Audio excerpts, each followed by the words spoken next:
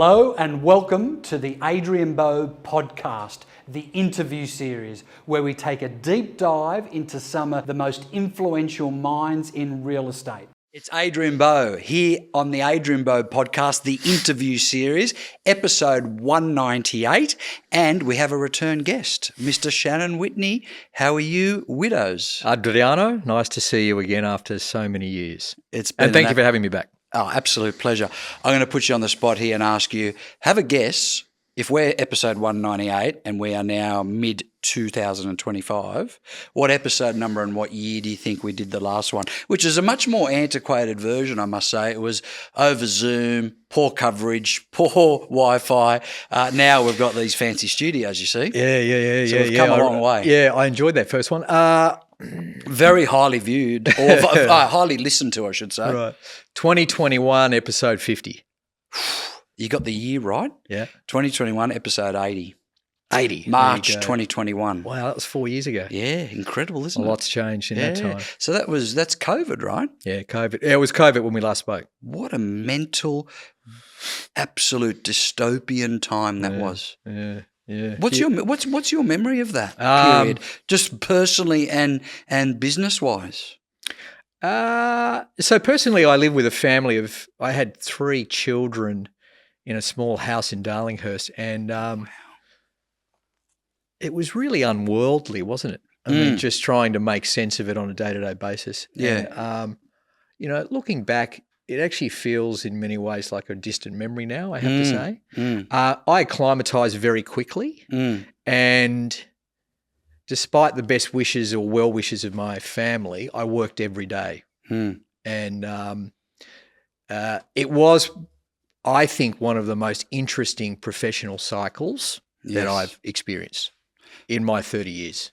Incredible. Yeah, it was fascinating to observe, to watch. Yeah. And I think with the benefit of hindsight and sitting back and being able to, really assess and, kind of take away what that whole period was about. There's a huge amount of learnings and, interesting things that came out of that personally, professionally, a whole range of things. So, but I have to say, it feels like a distant memory now, 4 years ago. We're now midway through 2025. I must say I was like you, Shannon, that the ceremony of getting dressed each day and actually turning up to an office was probably one of the most important things mental health-wise that I did. Yeah. The whole thing about, in your pajamas all day working and that I just can't come to terms with that. very alien for me too. Yeah. And I tell you, it didn't take me very long to put that to the side and I guess recognize how important what we do is to your life. Yeah.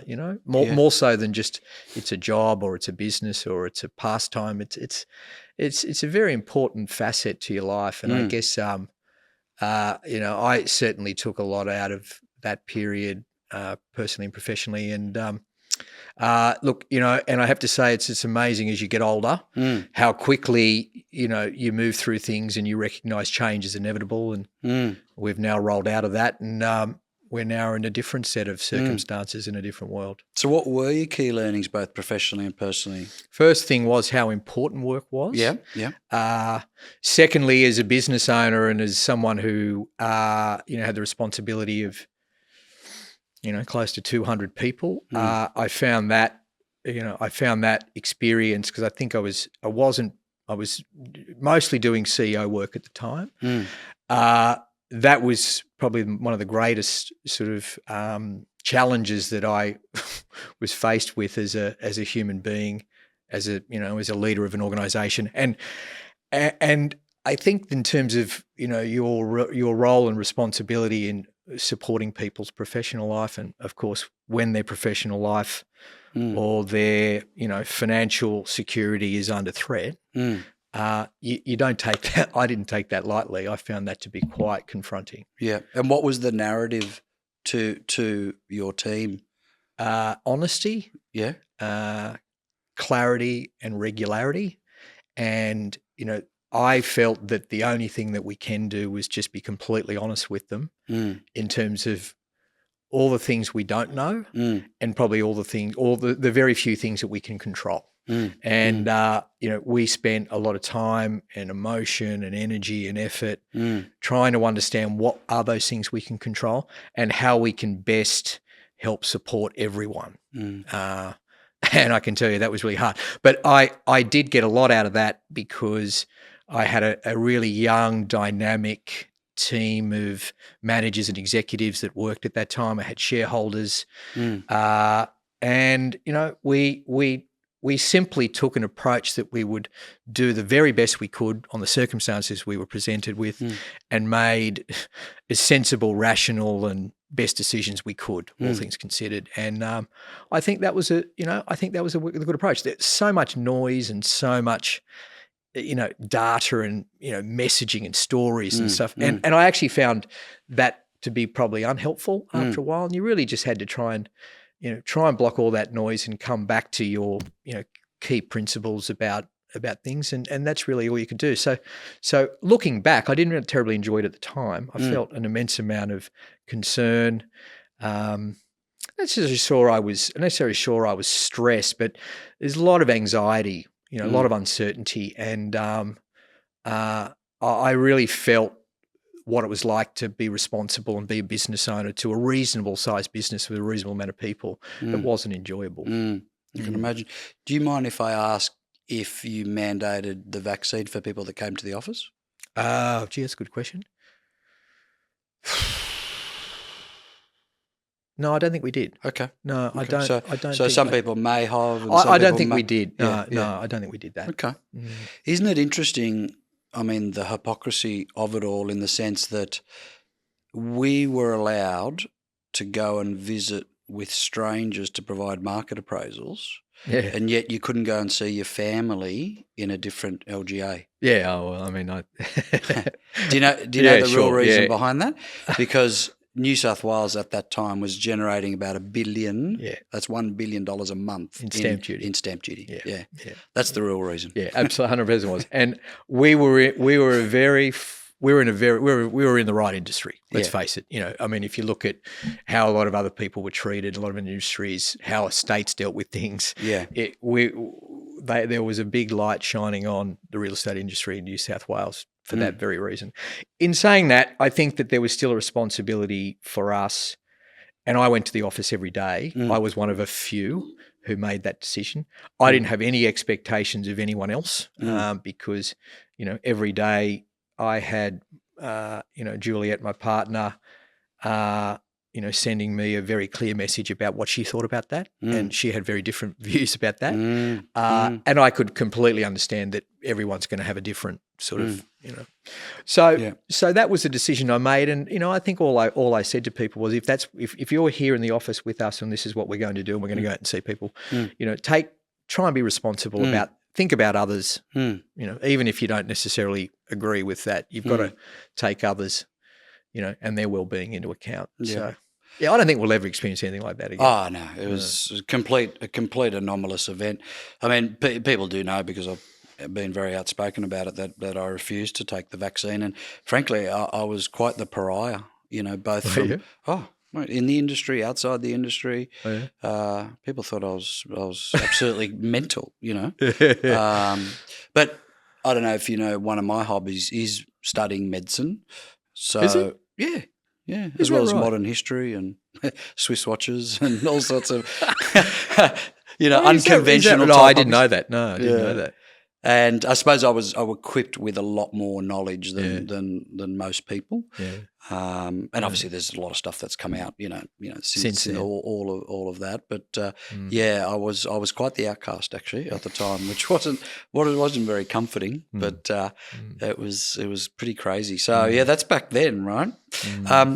So, mate, a couple of things I want to run through today, and what I love about this is you and I are two good mates who haven't seen each other for a while, and this is effectively like us catching up for a beer, but we're just going to have thousands of people listening to it. Do you know what I mean? And that's the authenticity of it, which I love. You know? And the other thing I enjoy about your friendship, Shannon, is we might only see each other every few years, but there's no expectation, and it's exactly like where we sort of left off. Do you know what I mean? I do, yeah. Yeah, and that's nice. And you remember how far we go back?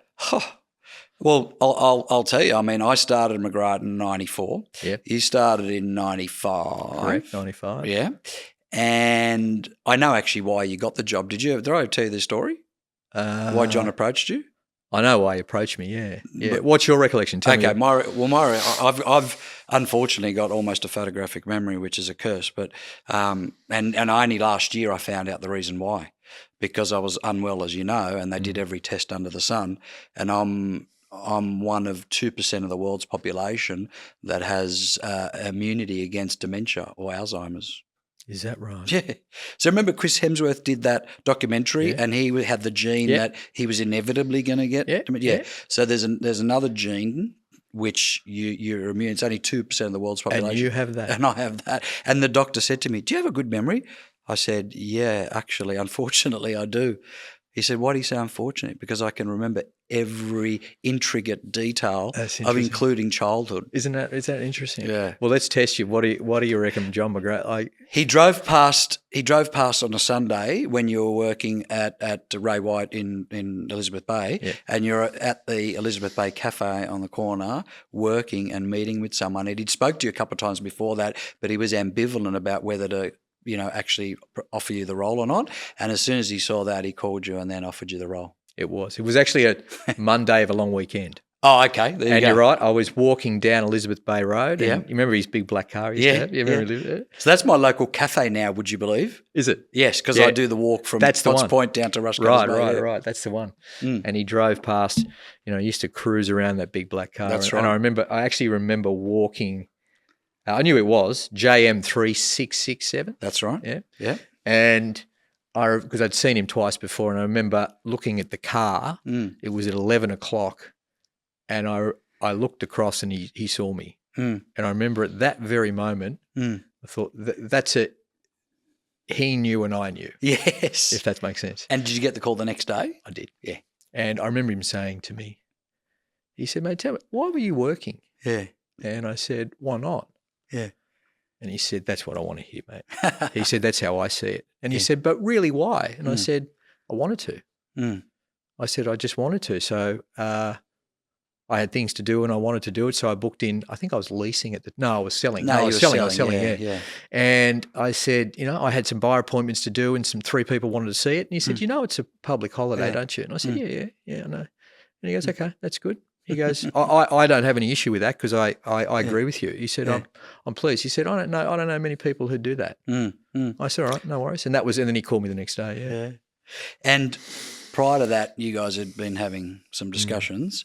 And it's surprising that there was any ambivalence then, because if it was me, you can just tell. Like, I mean, I don't know about you, but like obviously you and I have both recruited, at high levels, management levels, associate levels, agent levels, and whatever. I don't know about you, but what I look for is what I call innate characteristics about people rather than acquired skills, if that makes sense. Nature versus nurture, character versus characteristics, however you want to call it, And when I say innate, it's hunger, it's discipline, it's mindset, energy, passion, those type of things. Because, you and I can teach negotiation skills and product knowledge pretty quickly, right? Yep. Have you found the same? Has that been your experience? Yeah, I think one of the things you learn say, in taking the path that I've taken or the path that you've taken, you do start to consider not necessarily what makes you tick, but how can you take what you've learned personally and, try and understand that in other people. What I'd learned, in my, journey with, as a business owner, when it comes to people talent. Yeah. I think like everything, you improve and you refine your abilities and, say your judgment and, what you look for. And I think you do go through that stage where you start to learn that technical things, personality, perhaps, things like CV and other artifacts really don't make any difference. What I do, I think what you're sort of saying is you have a sort of, you get to an instinctive, correct, intuitive sort of situation where you kind of understand. I think what I tended to look for is, do I think that this person in front of me has the capabilities and the characteristics to deal with what's going to come? And that's kind of how I try and think about it. And what I do try and do is try and remove your connection or disconnection with someone's personality, for example. He's this, she's that. He's got these things, she's got those things, right? And I think that's terrific, but you've only got a certain period of time in which you can try and assess that and make that decision. I think through that period, through that time you have, whether it be short or a bit longer, you can really try and understand someone's characteristics and how they're going to deal with the very thing you and I know is going to come and be faced with them. Have they got the ability to consume, digest, learn, recreate? Have they got the ego to be able to leave things alone and say I'm wrong and ask questions and take on feedback? Is this person got those characteristics?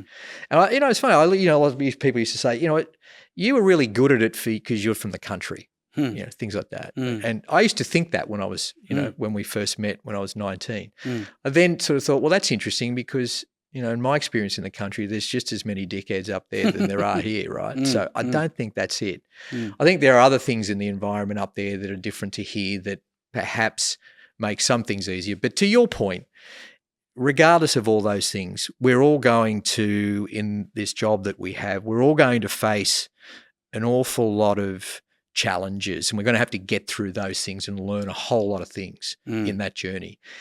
And what is it that some people seem to be able to move through those steps and be able to do it a little easier than others? Some don't get past first base. Yes. Right.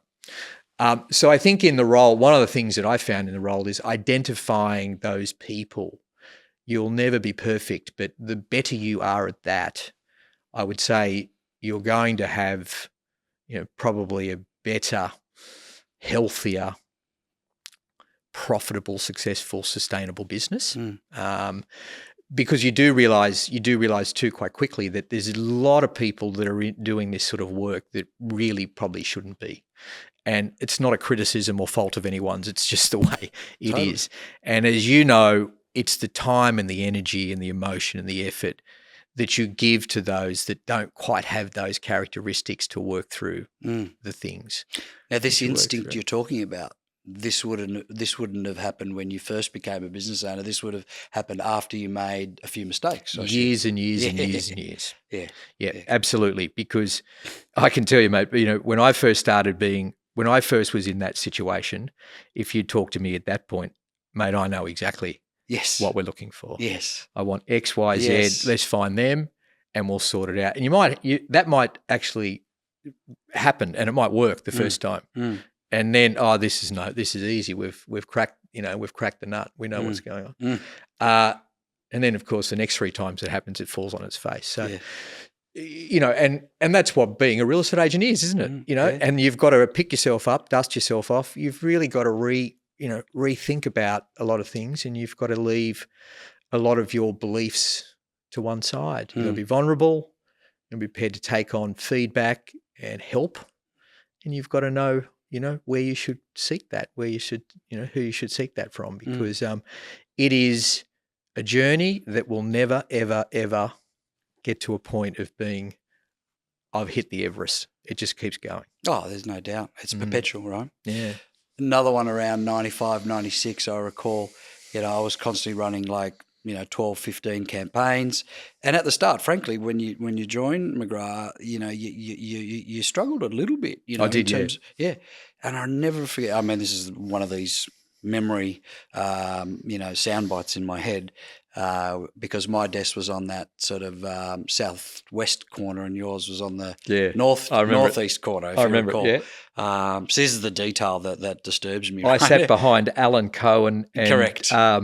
Michael Glynn. Yeah, and I was on that northeast, northwest corner on the near the window there of Juniper Hall. That's right. And I'll never forget, you came up to me and said, "Bowie, mate, you got how do you do it? You got 12, 15, this is and I said to you, Shannon, I don't know if you remember this. I said, trust me on this, and you're going to think I'm crazy, but within a very short period of time and quite imminently, you're going to come to me and say, how do I handle all of this Yeah, stuff? I do. And you thought I was mental, right?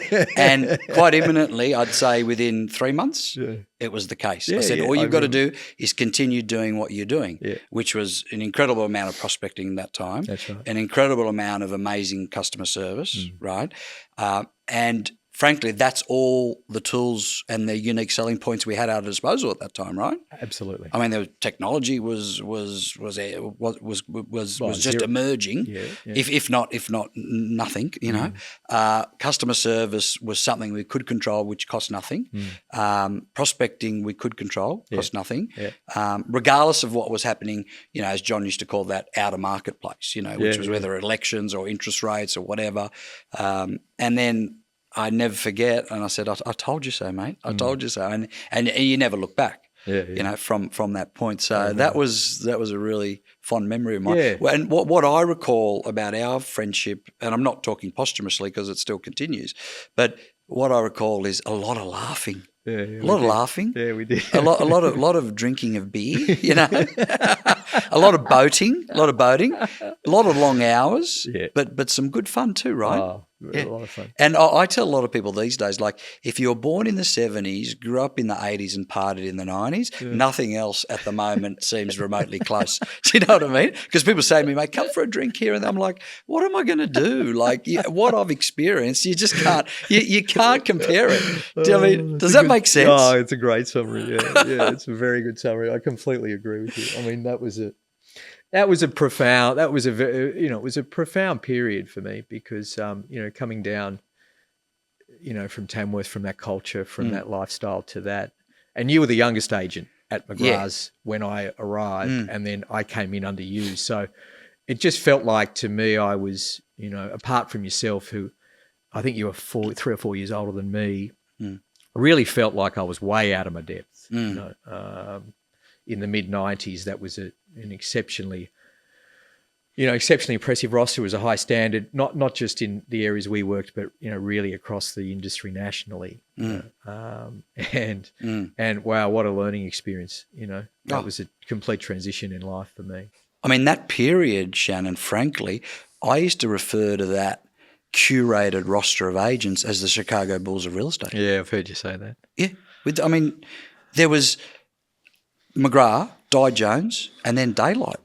Yeah. Because the franchise groups weren't as prolific as they are today, and there weren't any other real independents. Does that make sense? Yeah, it was completely like that. Yeah. I think for a lot of people they don't realise. I mean, I think that sort of demonstrates the impact John had. Yeah. And probably also highlights where the industry was, you know, prior to that. So to be on that vehicle and to be in that environment, you know, for young men, young women, you know, starting their real estate career, what a fortunate set of circumstances it was for us. Because, you know, I don't think at the time, whilst he had a high profile and, you know, there was a lot, you know, you would know who John McGra was, you know, regardless of where you were in society back then.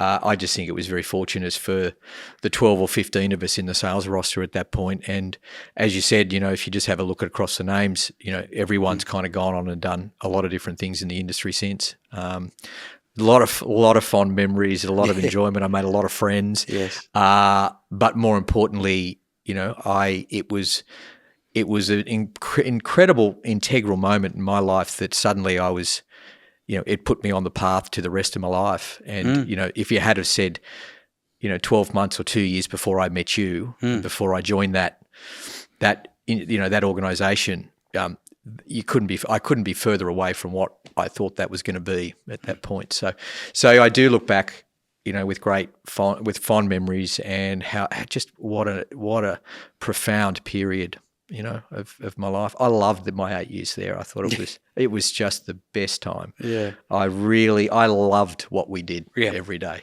You know? And we had fun and we were making a difference. And if you remember, James Dack was quite the rainmaker. Yeah. And it was very comforting and humbling that he took two of us under his wing in particular. Yeah. And I don't know if you recall this, but he'd call us into his office. He was the only one that had his own office. Everyone else was in cubicles, right? And he'd have literally 25 agency agreements, all signed by the owner, all lined up. And he'd come in and say, Bowie, those three for you. Widows, those three for you. And you'd learned to just walk away, not ask questions, because he if he gave us 3 or 4 each, he was handling 15 or 20, right? Correct. And he just learned to over-communicate with the owner so much that the owner was so bamboozled that James Dack as a figure just diluted and disappeared, and either Adrian Bo or Shannan Whitney was suddenly the person handling the sale. But in saying that, he would always turn up to the auction and we'd always get the deal done. Yeah, and it wasn't a poor customer service experience. It was just a very sharp contrast between the discussion and then reality, what happened. But to be honest, like, what a massive leg up for us, and what a opportunity it was for us to meet other people, get other listings. And he was very fair to say, look, whatever you get off the back of that, that's fine. Yeah, you know, I found that a huge trampoline effect into my career. Definitely. Yeah. I mean, yeah. I tell that story to people now, and the only terms of engagement, if you remember, Dacky would say, "No, if the vendor calls me, you failed." There's a problem. There's a problem. Yeah. And I actually think there was some others apart from us that did happen to, and they got barred. That's right. Yeah. Yeah. There was a graveyard of agents. Yes, absolutely. I mean, it was good for us, right? Yeah. Oh, mate, it was, and I think it was great because what it did was, and I don't think you'd see that now. You know, you had to work out how that was going to work. There was no rule book around that. No, you had to use your initiative, your enthusiasm, your youthfulness. Yes, I guess energy. Yeah. And we were umbrellaed by what was a really strong, trustworthy brand, which was great. But I learned then very quickly how important the execution was, and I learned very quickly that the work that we did, you were responsible for everything, and you had to, in many ways, you had to rely on the culture of the people around you and what the expectations were of the organisation. But in many ways, you also had to creatively work out for yourself how this was going to go, and you learned so much doing that quite quickly. Absolutely. Man, it was brilliant. The key takeaway for me was the art of vendor management. Yeah.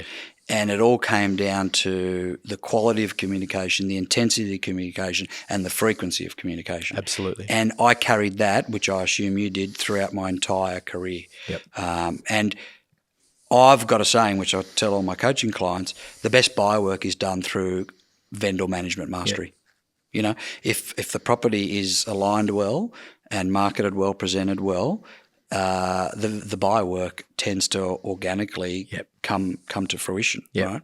One question I've been really looking forward to ask you today, Shannon, is the chronology of your role from BW's inception till today. If you can just talk us through that, because I know there's been a few iterations of your role personally. Yeah. There is, because when you think about a business and an organism that continues to grow and change shape, and the role of, say, the founder or one of the founders or key people, it's going. You have to put yourself into different positions along the way that best serves what the business and the organisation, people and the brand needs at certain points of time. So, when you start a business, if you logically, the two of you are going to try and create some value for a business simply through agency practice. As you succeed there and you go through the steps and the milestones, you then end up in a situation where listing and selling is not the only component to your business. You end up with something that is more complex, that has more layers, with different skills, different people. And so as a result of that, I had to more so, out of the need, move away from client-facing, transactional responsibility, creating revenue for the business that way, to doing that, but at the same time, being a CEO and being a manager and being, being the guider of where the business is going. So that happened more so because the business just got to a level where there needed to be a leader across all those different facets of a business. At certain points, one of the things that happens that you naturally see happen is that the organism changes, people come, people go, shareholders, key people, founders, they move on and do different things in life. Ivan decided to leave. People like Will Phillips, who played a big role in the organisation, changed his changing journey. And, at that point, being the CEO and probably being known as the mouthpiece and the voice for the business, after 12 years of that, I felt that it was perhaps time that the business had someone different, had a different voice, had different thinking. Youth is important, new ideas, it's a new world. Is there a time that the business will benefit from that? So I felt it was time when Ivan departed and certainly Will departed that was a good time to move the chess pieces around. They'd heard a lot from me. They kind of knew what I was about. The organisation was on a path. I think we needed to reconsider and upend all those things and perhaps look at, different ideas and different people who came in and brought some freshness to what we did. So I was really interested in a guy called Tom McGlynn. We worked together for many years. Yep, you did. I as a business owner for many years, spent a lot of time looking around the non-agent part of the industry, executive, young, creative, intelligent, educated people. Tom was one of the guys I met, and I remember meeting him when he lived in Queensland. I was very impressed with his, not just his intelligence, and he had a high amount of real estate knowledge, and I say that in a broad sense. He had a good temperament. He was a thinker. He didn't talk a lot. He considered things. I was really impressed with him, and when he ended up down here, I really felt he was a really great next, sort of leader for us. And I thought that was a great idea for me to get out of the way. And if I could see someone like Tom take more of a leadership position in the business, I thought that was a really good thing to do. So I miss selling, I mean, you'd be I missed a lot of the transactional energy, challenges, problem solving. I missed property. I felt I was a bit overweight in people, and I was good at some things, and there were things that I wasn't good at. And I thought, this feels like the best thing for the business, for me, and for Tom. And I then went back and thought, I'm going to be an agent again. The only caveat was that if we did that, I did that clean break. Yeah. No half in, no half out, no 90%. I think being a real estate agent, you perform best when you only do that. And the same applies in the other sort of work. It's very difficult to do both or try and balance both. It's two completely different mindsets, two completely different energies, pace, and it worked really well. And it was a great thing for the business. It was great for me. Yeah. And for the last 4 years, I've just been worrying about problem solving. Buyers and sellers. Yeah, which I can tell you, that is, Bowie, that is, after spending many years in the CEO space, that's a really, it's a really refreshing component. And I missed it, and I really enjoy it. And I have a lot of enthusiasm, and it's having that break was really good for me. So, and I think along the way, when you're doing this, it's not just the business. There's a whole range of things you got to think. You've got to think about yourself. Yeah. What's important for you? Yeah. What's important for the people? What's important for the business? That's one of the hard things about moving into that role of being a business owner. You simply can't just think about you. Yes. And you can't just think about you as a real estate agent. That will change.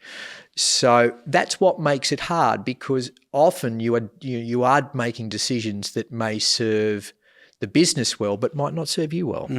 And, vice versa. So there are periods that, you can't find that nice nirvana with everything.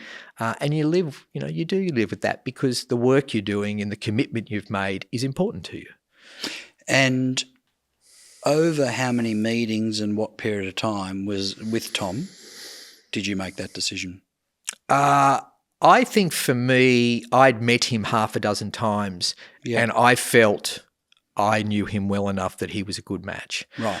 What I think's more important is, and you learn this a lot about recruitment, and you learn a lot about it's very important for both sides to feel it's the right move. Correct. And I think with Thomas, he really thought through it's a risk to go to move into a small boutique. Yes, it's a CEO position. Yes, we had some profile, but he'd come from much larger organisations, much more secure, certainly more layers and perhaps more political, and maybe, doesn't have the same allure of being, running those organisations. But, I also was interested in him, giving him the opportunity to, to go to things like ownership and, other things that may not have been available in other, other instances. So so that took us a good 12 months. Right. Before we were all felt it was the right thing to do. And you mentioned these two words, clean break. So I'm assuming you're talking about autonomy for Thomas. What type of autonomy does he have? He came in initially as a sales manager, or in a sales leadership position, and within the first 12 months we transitioned me out and him to CEO. Right. His current, level of autonomy is he makes all the day-to-day decisions. Right. About the business. Okay. He makes the strategic decisions. He has full support of all the shareholders, including myself, in terms of the strategy and the direction we're on. And the key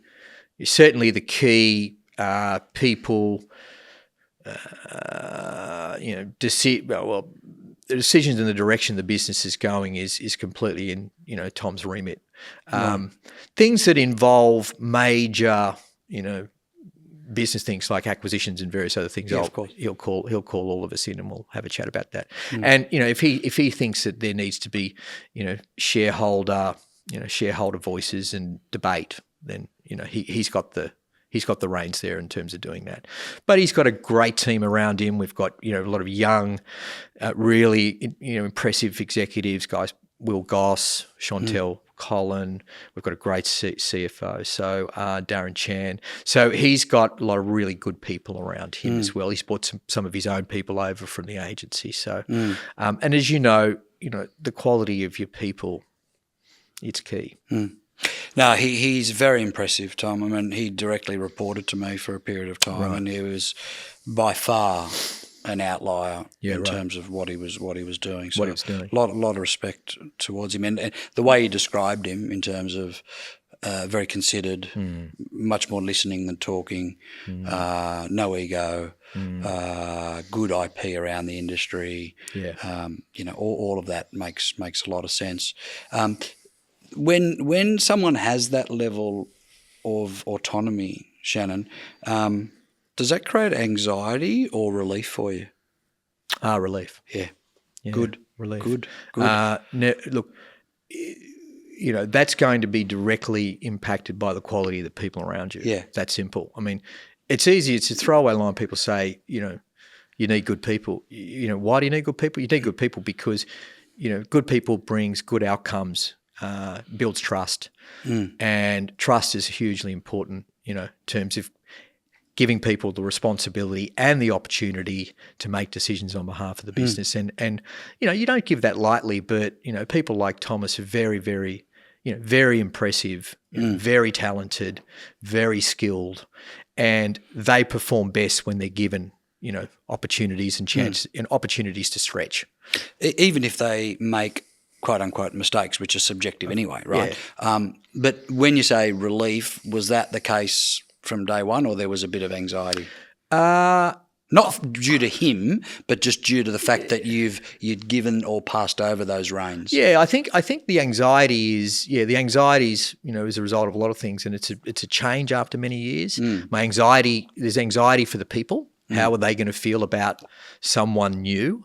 It's not Shannon, and you know what people are like. People are very safe with what they're comfortable and what they're used to. As soon as there's a change, why are we changing? What's Shannon doing? So that unease, you feel your company's and your people's unease. You feel it. Yes. You can't not be sensitive to those things. So I'm always concerned about how that's going to be digested and how it's going to be. And is what Tom's about and the new regime about, is that are they going to be leaders that people want to work for and want to work with, and are they going to engage and bring everyone on board? We are going to make some changes here. He's going to say things differently to me. We don't agree on a lot of things. In fact, a lot of things I'd say I wouldn't have done that, or I won't do that. But I think the great thing about business and being, having the benefit of running a business, you learn so much about trust and about, decision making and what the value of autonomy actually is and how it helps you. You have to also, in terms of growing and becoming a flourishing organisation, you've got to make change. You've got to keep changing and testing things, and mistakes will be made. But you also learn you're not too worried about that, because you will make some bad decisions. It's how you respond to those that are important. With that evolution of the business, I'm assuming, and I'm not putting words in your mouth, but I'm assuming before you made the decision to appoint Tom, obviously you would have spoken to the shareholders, some key agents, but I'm assuming that the majority of the team would not have been aware until it actually occurred. And I'm assuming that you did a huge endorsement piece. Correct. Before the handover. What only because I know you, that's why I'm so what did that endorsement piece look like in terms of comms with the team? And with the shareholders, particularly in the beginning, I'd said to them, look, you won't have the ability to know, like I do, why this is the right decision. Yes. And I think what you do, as a group of people working together, particularly in a shareholder sense, you have to trust one another. And I think in that situation, we'd had some key people leave. It was a changing of the guard. I felt that there was, other decisions that should be made. And in that situation, I said, look, I feel I know this person and this decision well enough to say to everyone, this is what we should be doing. And I don't do that all the time. It's most of the times we want to socialise things and get everyone's opinion, but there are times that you do need to do that. So I think once everyone said, Shannon, if you feel that's the right thing, let's do it. We had some existing people and existing leaders in the business that did put their hand up to say, perhaps I should, be considered, which I think was great too. Sure. And, we were, faced with a situation where the business had to make some decisions about who's going to be the leader. Some of those people we don't know. That's not an easy thing. Everyone had come from within up until that point. And you have to take some risks. But I think, I was probably in the best decision to know what I thought was best. And really from that point, I think back to your analogy with James Dack, I think from that point, Tom picks up the baton and it's really up to him to create that value himself. And I think in terms of being a founder and being someone in CEO position, you have to be aware and conscious enough that you've got to do your best to get out of the way and let that happen. Yeah. And despite your natural tendencies to, maybe I should, that's maybe how you feel, but you really have to say, let this have its way. Yes. Give everyone the chance to do what they will do. They will say what they want to say, and they will receive that how they want to receive that. And that is the process of change. It's not easy. Bowie, but it's really important. I have to say, I had to be continually conscious and aware of how I was feeling through that, staying in my lane. I've said this is best for the business, so Shannon, you got to stick to what you said. Which I was enjoying what I was doing, so I was pleased. Yeah.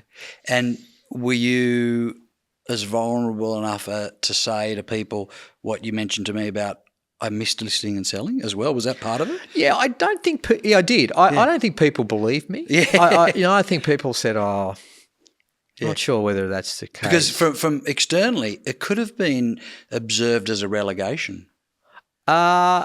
I mean, some people said, "I don't think that's really a great thing for you. I'm not sure why you would do that." That part I didn't really care about. Yeah. You know, I've not been too. I mean, I've not really ever been that focused on profile. It doesn't really sort of. I don't know. It's never been something that really gets me going or really engages me. It's not sticky enough for me. But I think the perception was people were a little confused. Well, you know, I'm not sure why you're doing that. Do you know? And a lot of people ask me, "Have you not? You know, did you sell the business? Did you throw in with Ivan and get out?" So I still get that question today. Really? Yeah. Yeah. So I did think that through, and let me tell you, I didn't just wake up sort of think about it over Saturday and Sunday, and then come to work Monday and do it. I did think about all those factors when I thought, is this the best thing for everyone?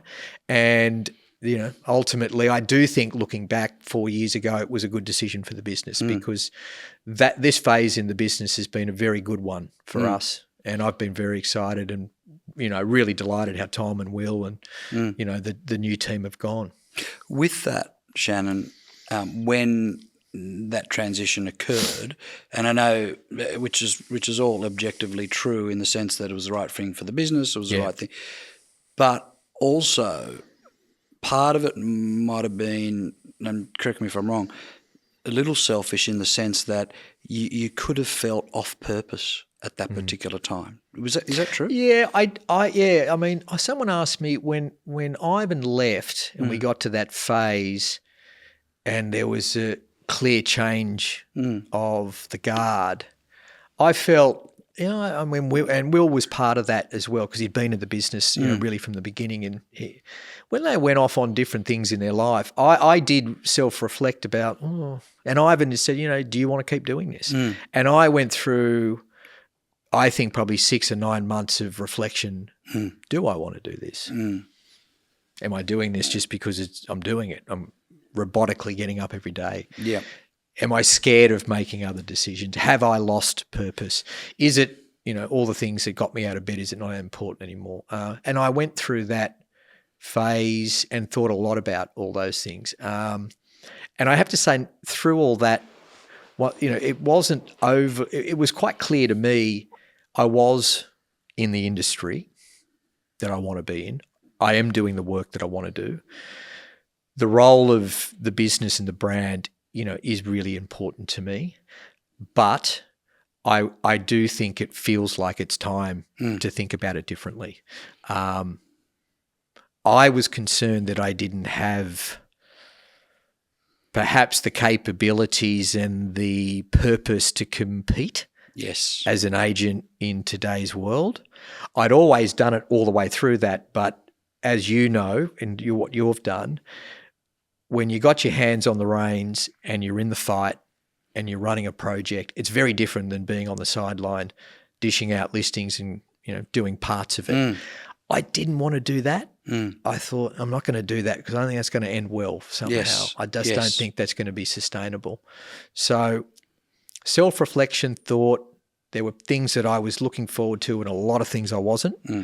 And I made that based on everything that was presented to me and what I thought through. I thought that was the best decision for me.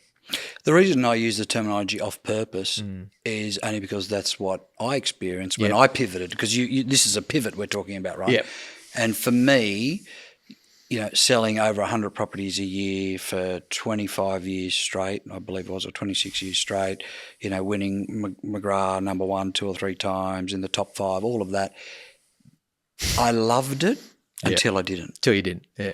And it started, Shannon, with I was starting to tolerate certain parts of listing and selling. Then it evolved to resenting Yep. some parts of it. And this is over probably an 18-month period. And then it eventuated into despising it. Yeah. Not the people, not the process, just waking up every day and I wasn't excited about it anymore. Yeah. And I don't know whether it's, because I'd achieved so much or whether I was working at such a high intensity consistently for so long. I don't know the real reason, but I had to be true to my feelings. Yeah, yeah. And I thought if this continues, then there's going to be some outfall, either whether it's customer service, whether it's my immediate team members, and certainly for me and my own mental health and being on purpose. And I still recall the exact day I'd made the decision because there was a bit of crossover in that I was still listing and selling, and the genesis of my coaching and consulting business did start around 2014. Yeah. So I was doing a bit of both, but it was only really one day a week. Yeah. Okay. And I still recall that there was one day where I sold a house in 𝐒𝐭𝐚𝐲 at that time for $5 million. Now that was a lot in 𝐒𝐭𝐚𝐲 back then. It was one of the highest sale prices in 𝐒𝐭𝐚𝐲 at the time.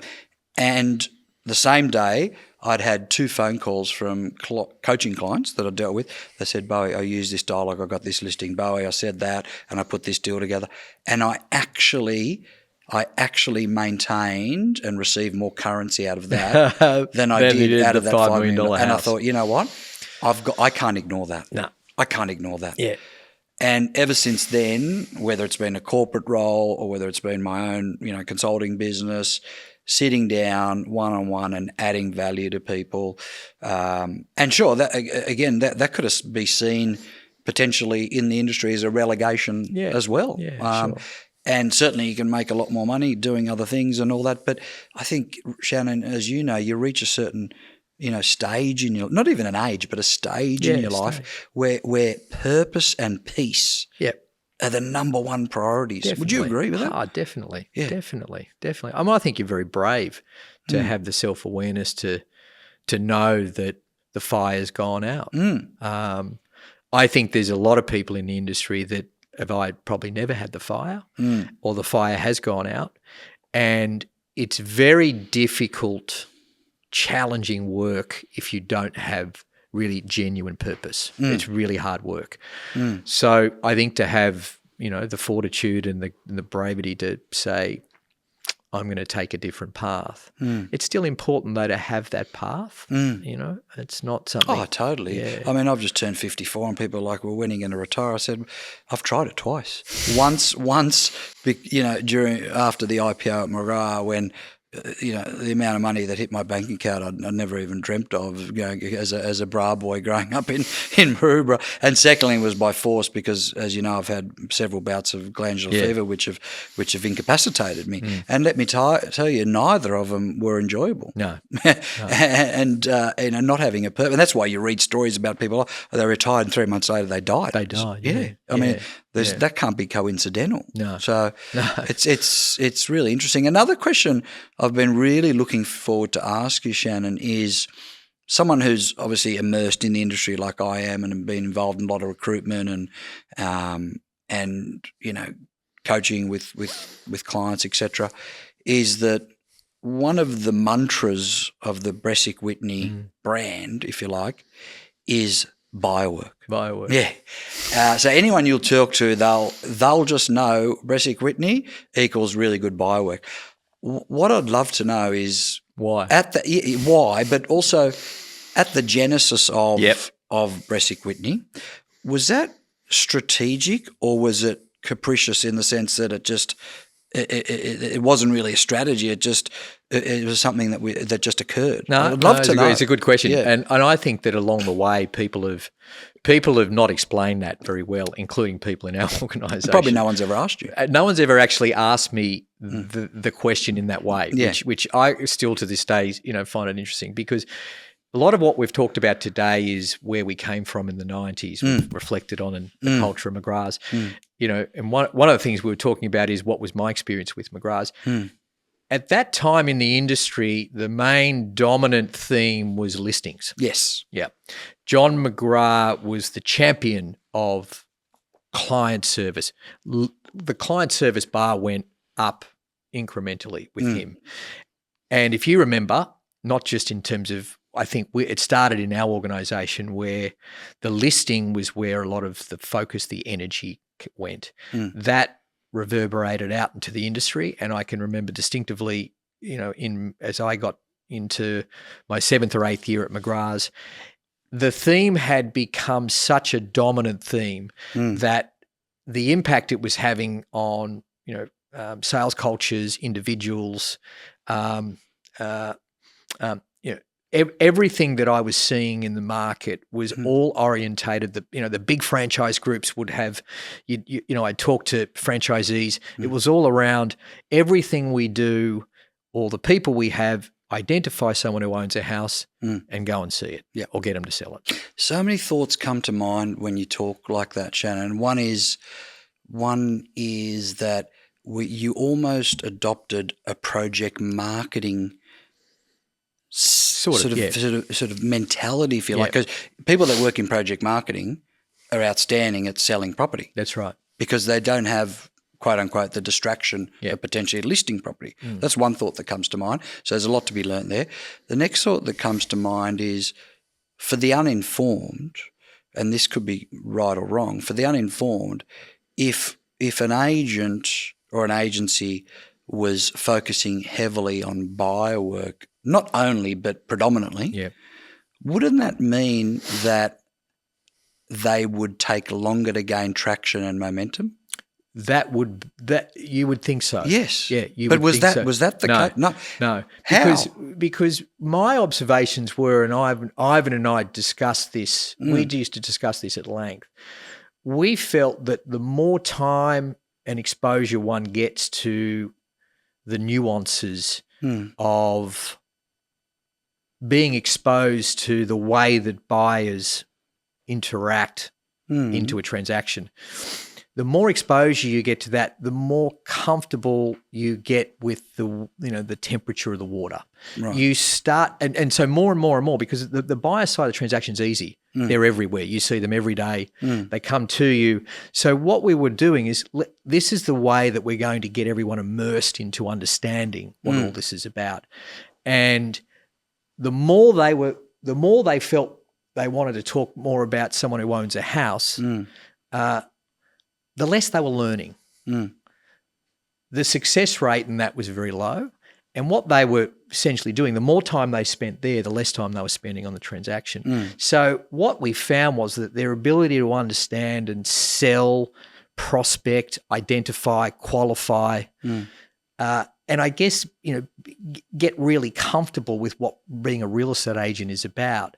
Instead, I'd see people who'd spend all their time putting data into a database, ringing people from A to Z, going to see their house, going to this. And the more time they did that, the less time they were working on their genuine agency practice. It's a bit like going to the gym. They do their biceps but nothing else. And when I'd notice it is when I would have staff coming in and I'd be out there in the field working with people, working with agents. Some of these agents, often the agents were working for a long time. I realised how inflexible they were. Yes. They didn't have any exposure or any ability to understand, the pace and the water and how the irrational sort of aspects happen. They had no qualification exposure or experience. They weren't able to understand the importance of understanding who that person is and why we need to know why they're here. It was simply all about, do you know someone who owns a house and can we talk to them about selling? Mrs. Roberts has got a house that, she's just bought. She's thinking about selling in a few years. Let's go and spend 2 hours over there. And what was the word they used to use? It's a word they used to use when you get comfortable with someone. Rapport. Build rapport. I used to think that was the most ridiculous thing I'd ever heard, because what it didn't do is you're not learning to be a real estate agent. You're not. That part of it is part of it, no doubt. But what we do and what we've always done and continue to do is we push them in this part of the pool and we ask them to learn how to swim. we support them with that, but you've got to learn what it's like to be a real estate agent. Don't worry too much about listing a house for now. When someone gives you that responsibility, you're going to have to swim. But let's learn to swim first before you get that responsibility. It was just common sense to me. And when we observed and watched this, we felt that was best for the organisation, best for the people, best for their development, and it was the most competitive offering that we had in the market. We were outselling our competitors. Simple as that. We would sell more, do it quicker, and we would then learn how we would use groups of people rather than individuals or teams. And if I have to say, Bowie, where do I think the industry's going? The industry should be focused on solving that problem. Yes. How do we find buyers to sell property? What are the ways that we can do that more effectively, more accurately, and quicker? And I'd have to say, you more than anyone has spoken to more vendors in your life than me, or you and I would be both there. What is the most important thing for someone who wants to sell a house? Getting the best price. Yeah. And where do they get that from? A buyer. Correct. Right. So I learned that very quickly, that a vendor, and a lot of people used to say, oh, you guys just focus on buyers. Well, that's not entirely true. What we focus on is the key ingredient that a seller needs to achieve that goal. Yeah.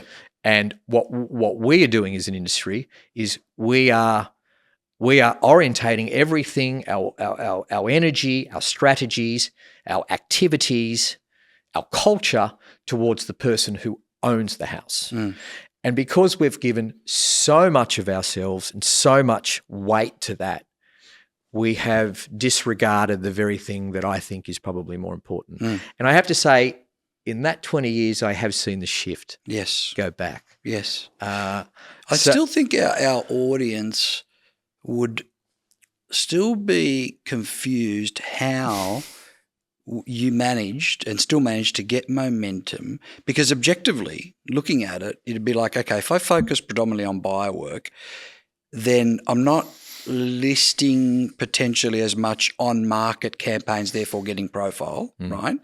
So if I'm focusing predominantly on buyers, does that mean I'm selling a lot more off market, or, and this is a rhetorical question because I know the answer, or does it mean that like you're doing vendor, the reason we do vendor management is, and over communicate, is when that magical day does come, when we make a recommendation to accept an offer, and you can genuinely say, hand on heart, Shannon, it's been a very comprehensive campaign. We've had 6,000 web views, 60 groups through, 10 contracts, 3 offers.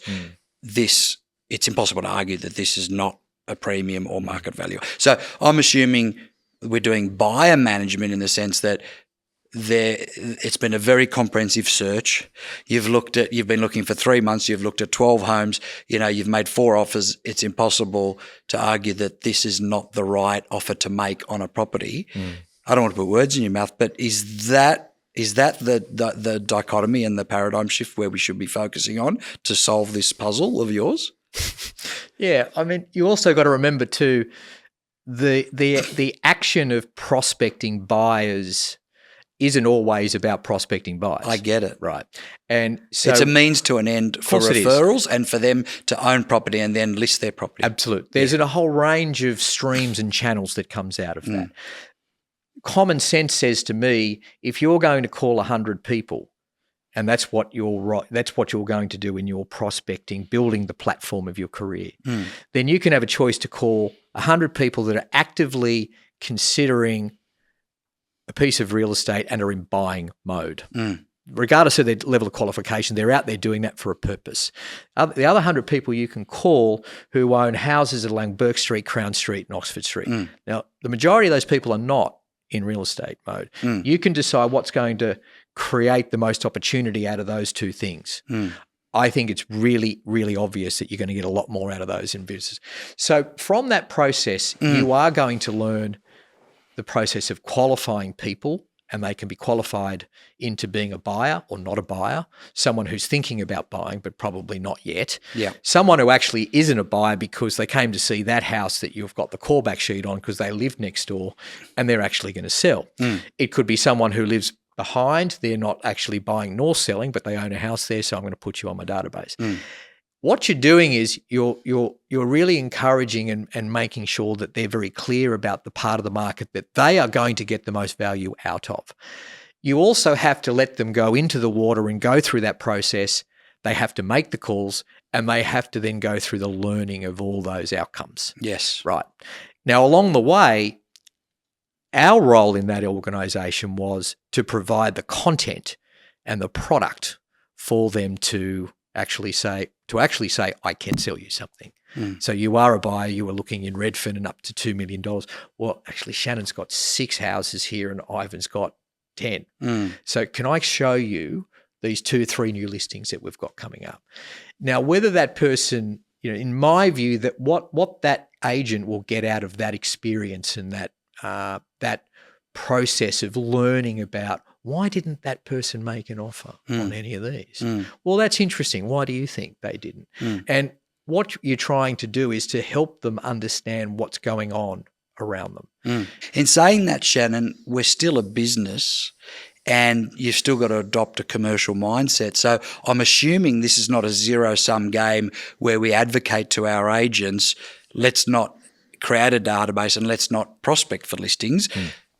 I mean, you're not an idealist. So I'm assuming that's still part and a vertical of Bresic Whitney. Absolutely, definitely. We also got to, everyone's got to understand too, when you start a skill, and you start that journey of being an agent, everything takes longer and is harder when you start. So when you ask an agent to do 4 different things at the beginning, 4 completely different activities at the beginning, it's going to be a slow period. If you start by saying, this is the one activity and the one area of focus I want you to focus on, what you find is they move through the stages quicker. Yes. Of course, what's going to happen is the more that you do that, the more streams you open, the more sellers you meet, the more database. That's the natural ongoing impact that we all know. It's a means to an end. We're just doing it in reverse to what the traditional model looks like. Absolutely. Yeah. And the logic is and that's again comes back to that was the company strategy. We thought very thoughtfully about how that would look. We were very confident that we would be responsible for the product to come in, and that through that process of building out agents' practice with a clear focus on the buy side, then the clients would also get the power of our sales roster really driving on the buyer side, prospecting all the buyers and in the market. And I guess at the same time, we could see that they were building, their portfolio of assets as an agent. And it was very important for us to make them aware that, hey, you're getting more opportunities to list, right? This is happening. Yep. So the more of that you're doing, probably the less of this is going on. So how are we going to manage that? And then we would slowly work into helping them with that. As an agent, as you work out, you start to add strings to your bow, and all of a sudden, after a couple of years, you're doing 3 things well. Yes. Right. So we would watch this and observe this very carefully because, of course, we wanted to build the organisation. We wanted to be more effective, sell more, list more, increase our GCI, grow our roster, recruit people, develop people, and this was a key ingredient and a key strategy that we felt was working very well for us. It was also very helpful that we understood and saw what the themes were and what was going on in the industry at that point in time. And I think we had a front row seat to that. We were really aware of that. I was always interested in what was happening around me. Ivan was probably a little less like that way. And, in the business sense, I used to find my willingness to observe, my willingness to process, not just get distracted by the transaction, but really look around at what's going on. I think that was really, it was a good thing for us and what we did. I'm assuming that explanation during the recruitment process, or even just during your existing roster, and having that as say a mission statement or part of the mantra or the tapestry of the business. I'm assuming we're explaining that correctly, in that buyer work is important, but not at the complete cannibalization of prospecting for listings. Correct. It just wouldn't make sense. No. So I'm assuming the delivery of that and the messaging of that is and the endorsement of it is really critical. Yeah. Oh, it's very critical. I think that makes a lot more sense for our listeners now that they've understand. Yeah. They've understand that. The other thoughts that come to mind when we're talking about all this buyer work stuff is the obvious burgeoning vertical of the real estate ecosystem of buyers agents. Yeah. And I mean, it's obvious why now we're seeing many more buyers with buyers agents, obviously because the buyer work that the majority of the industry has done has been completely inept. We understand that because obviously 20 years ago, the only people that had buyers agents were overseas buyers and CEOs, and then it became interstate people. Then it came maybe C-suite executives who the opportunity cost of not having one was too high. And now it seems to be every third or fourth buyer. What are your thoughts on that? Range of factors. Yeah. I agree. I agree. I think there was an obvious probably lack of service, generally to the buy side, which I think it has to be, right? I mean, there is a definite bias towards vendors, when it comes to real estate agents. Time, generally, people have less time. I think you can't forget that a lot of the, macroeconomic factors that impact the world, don't infiltrate what we do, and people are just too busy. I think you also have to realize. I think we also have to realize off market was going to become a bigger thing, and we picked that early. We decided that we didn't think search was going to be the only way that people, found property. You could see that agents were getting better. Data was more accurate. You could do a lot more things with understanding who actually is in the market. So it made sense to me that the reliance on external marketing tools was going to change. There was inevitably going to have to be change. And one of the reasons is that agents got better. So if you think about, all those things, I think that the buyer's agent category or service was just a sort of evolution of that. How do we do that better? What are the ways we can do that, right? Let's get a designated service that just deals with what we need. We can't just expect that we're going to go and find our house in 𝐒𝐭𝐚𝐲 by going to REA. That's kind of 20 years ago. There are pockets of properties that are sitting there that aren't on public websites that are sitting in. How do we get them? We can't rely on the agents to get them to us. So, let's get buyers agents. I don't find the auction process comfortable. How can we navigate that? What are ways to do that? I think that, buyer agency spawned and remarkably people are prepared to pay for it. That probably surprised me a bit. Yeah.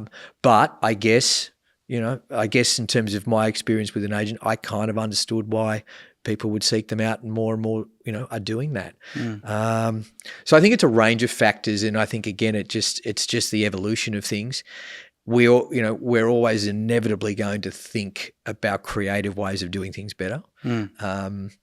And I'm not sure where that's going to go, but what I do genuinely feel is I think that today's real estate agencies are much more effective at delivering value for vendors and buyers than they have done over the 3 decades before that I've played.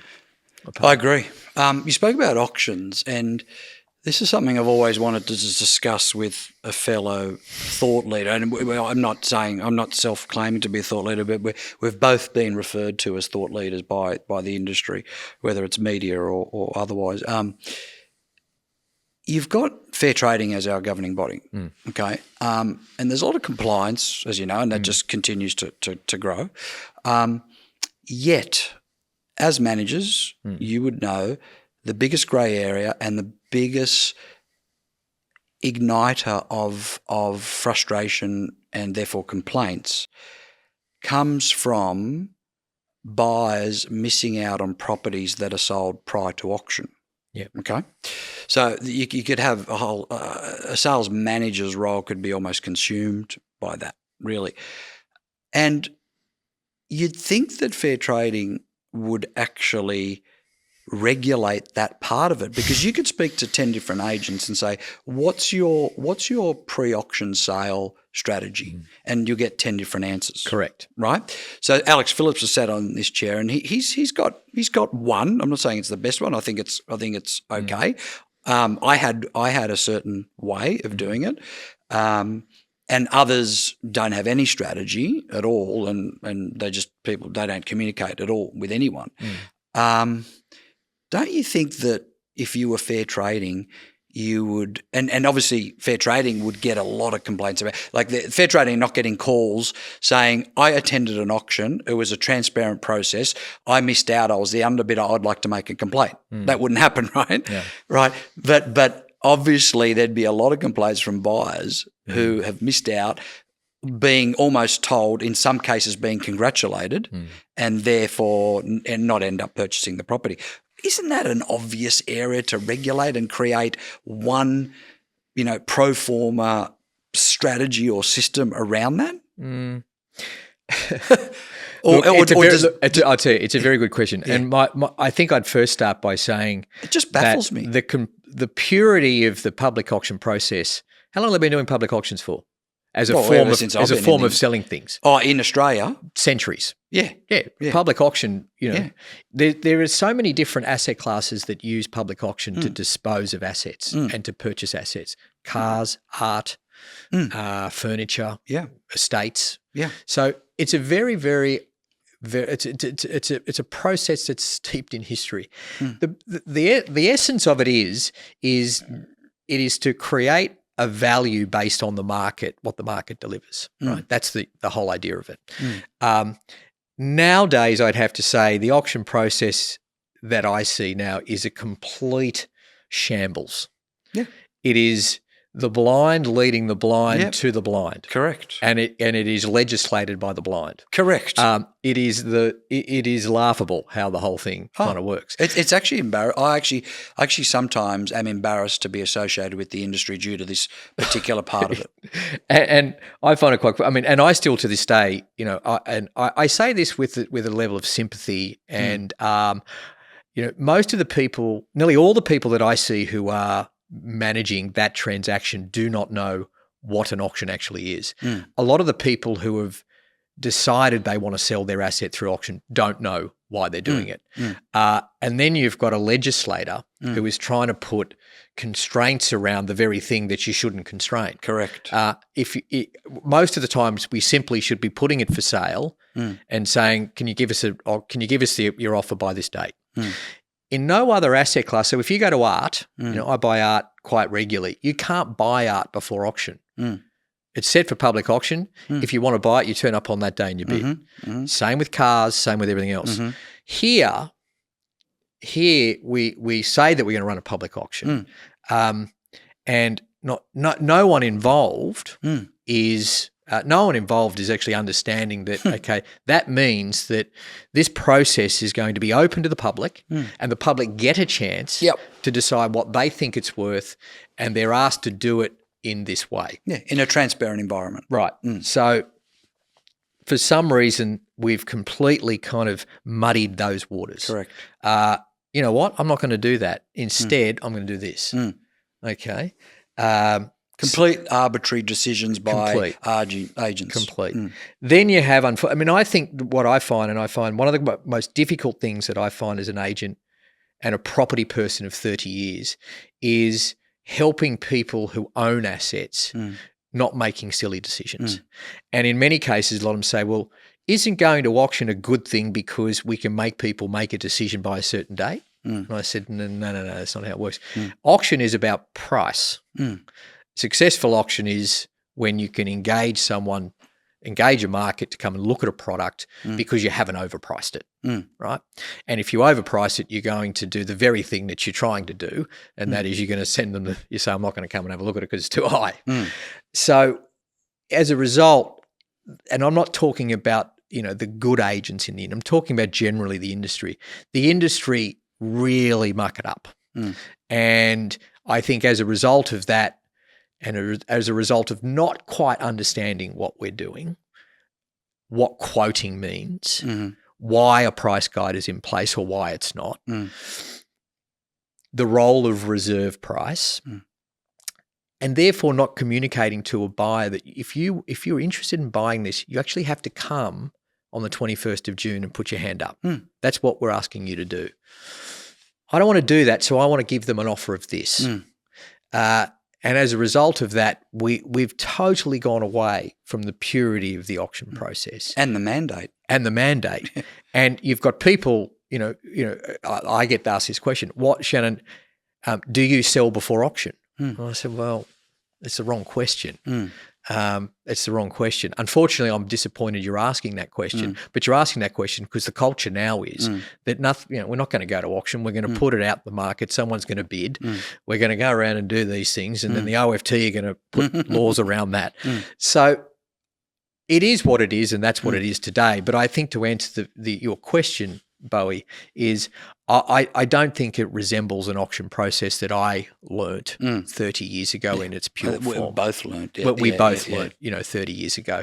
And whose fault is that? Look, there's a whole range of fingers we can point towards. But right now for the consumer, it's become more complex, more difficult. The legislation, I'm not sure. Look, I can see why they've got that there. I think it's made the process even harder for people. And unfortunately, we as agents don't have really good leaders and good educators around what it is, what you're doing when you take an asset to auction. There's none of it. I think when you and I started, the auction culture was so strong and important, in a place like McGrath Partners in the 90s, that it was a daily activity that we learnt and we critiqued, and people gave you feedback, and John used to, explain what it was all about, and this is what you're doing, and this is why we do this. This is how the vendor, it was It was psychology. Oh, it was fantastic. It was really buyer and seller psychology, which you had to master. Absolutely. And also through that, what you do is you embrace the mystery. The mystery and the uncertainty is the great thing about it. Absolutely. But a lot of what's happening now is I don't want that uncertainty. I'm scared of the uncertainty. Agent, buyer, vendor. Lawyers. Oh, we don't want all uncertainty. The stakeholders. Well, if we don't want uncertainty, you can't do this and not have it. Buyers agents now as well. Absolutely. Yeah. I mean, now I just find the mystery has gone, and I understand, from a consumer's point of view, why they don't think uncertainty's good, and it creates anxiety, and it costs money, and people are deceitful, and the messages I'm getting are not the right ones. Maybe that's right, maybe it's not, but that is it's a century-old method of disposal of assets, and we as an industry have a product that over a long period of time is sold that way. I just don't think that we've done a very good job. I agree. It's almost like buyers agents are disgusted when you tell them that they've got to buy it at auction. They just yet alone it's been marketed as auction. The agency agreement says auction. Look, I'm blessed in the sense that Shannon, as a auctioneer contractor, I've got one client, and he's obsessed by the auction process, and he's got that mentality that every property goes to auction. Every property, and I've got the benefit of just having one client because he lists 350 auctions a year, and it's very refreshing. And when I say, earlier around being off purpose, one thing I always enjoyed and never resented, never tolerated or never despised was acting as an auctioneer. Because as you know, my main USP was acting as the agent and auctioneer saying, look, I had a high degree of intimacy around the property, the buyers, the price. I've got a lot more than $700 riding on it. I've got the commission. So it was a very compelling USP at the time. And that's one thing that I continue to love doing. And like you who missed the adrenaline of the deal, I get my fix every weekend, Shannon. I'll tell you why. Because I call the vendor once or twice the week leading into the auction. So I build rapport and a relationship. Secondly, on the auction floor, I roll my sleeves up and I'm talking to the buyers, and I'm helping put the deal together. You're back in the game. Yeah. So I suppose I've got the best of both worlds in that sense. Great. But I must give it to Josh as the agent that he believes so much in the auction process that the real estate gods reward him in that even if leading into the auction it's looking thin and weak, remarkably somehow we get walk-ins and somehow the buyer sees it on the day, peruses the contract and either bids or buys the property. And I call it the real estate gods, or you can call it the universe, because the work's been done. Yes, right. Forensic buyer work, vendor communicate, all the work. There's nothing else that they could have done. And to withdraw an auction is insanity, right? Absolute insanity. And I've got coaching clients that sometimes do that, and I rouse at them. I mean, when I had McGrath 𝐒𝐭𝐚𝐲 office, it was absolutely asinine to do it, and it was absolutely against all policies. You had to get my written approval to do it, because why? Even if it's not going to sell, you're got an opportunity to display your skill set in your local community and capture neighbours' details and then give them a call when it does sell and let them know and see what they're – so it's just mental. But unfortunately, agents are very embarrassed. If a property's not looking great, they either push it back, withdraw it and all this sort of nonsense. It's like you've defeated the entire purpose, because it could have well been that the owner, rather than hearing it from you, needed to see it, touch it, smell it, to actually realise what their property was worth. And that's nothing to do with conditioning at all. That's just education. It's respectful education. And I mean, I agree with you. I think a lot of those things are people's unwillingness to deal with the reality of things. And it's uncomfortable. It's not pleasant, but it's part of what we do. And it is part of, the sale of an asset. There will be periods that people don't want to buy the asset. Now, we shouldn't shy away from that, and we should be embarrassed. It is part of the journey of being an agent. And I say, if that makes you uncomfortable, you really got to try and spend time to get comfortable with being uncomfortable, because don't take that as a personal, as a personal cross. That's something that you need to get better at accepting, and accepting that and moving on. Is really important. Yes. The public display of embarrassment and these sorts of things are very unhelpful. Yes. Shannon, the new agents or the newer agents or the younger agents entering the market, they are technology and social media natives, where we weren't. We lived in a world and worked in a world where there was no internet, no social media, no email. It was fax machine, if you recall. Now that there is social media, probably more so, every agent has an opportunity to have their own TV station, effectively. Okay. What are your thoughts around ego and hubris versus ambition and personal promotion? Is that a fine line, or is it quite binary? It's either one or the other. I'd love to hear your thoughts on it. Look, it doesn't interest me very much. I don't find the content of a house that's been listed or a house that's sold very engaging and very interesting. I do have to accept that, the world we live in today, and I have 3 kids, eldest one's 16, that's the world that they live in. And they were born into it. And again, it's not something, we can't expect that real estate and real estate agents are not exposed and don't want to participate in that world in their own way. So I don't have any problem with that. What I would say is I don't actually think that it creates the value you think it does. I again come back to, my views about, our agent culture within the business. Firstly, back 25 years ago, and we start to this day, if you put as much energy and as much focus and attention into genuinely improving your practice as a real estate agent, so improving your technical skills, your education, as much as what you want to project and the story you want to tell, you will continue to improve and things will be better for you. If it's all about the output and the message and the stories around, results and outcomes, I don't think that's going to be the ingredients for a sustainable developing career. And I think it's important because I'm fine if you want to do it, but let's put it all into proportion to what's important. And I still find today that, it's the content and it's the projection and it's the output and the messaging that gets so much attention. And it's what interests people. I really think this is fantastic. I'm not convinced that actually is processed at the value they think it is by a customer. And I don't think that it necessarily delivers the value you think it does. Perhaps others have different views.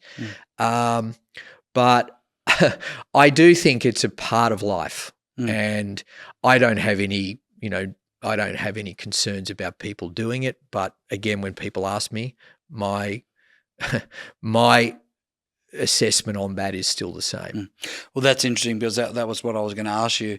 As part of BW culture, do you discourage your agents about social media or no? It's not discouraged. Definitely not. But it's not encouraged necessarily. Yeah, it's no. I think when it first came out, it was something that we were wary of, and yes, I think we were a little bit sort of wary about what we were going to do about that. And yes, there's been periods that we're sort of saying, calm down, just okay. Think, is that because you think that it could have been perceived as hubris? Yeah, definitely. Okay. Yeah, absolutely. And look, I also think, for me and my experience, often, being in a role as a leader in the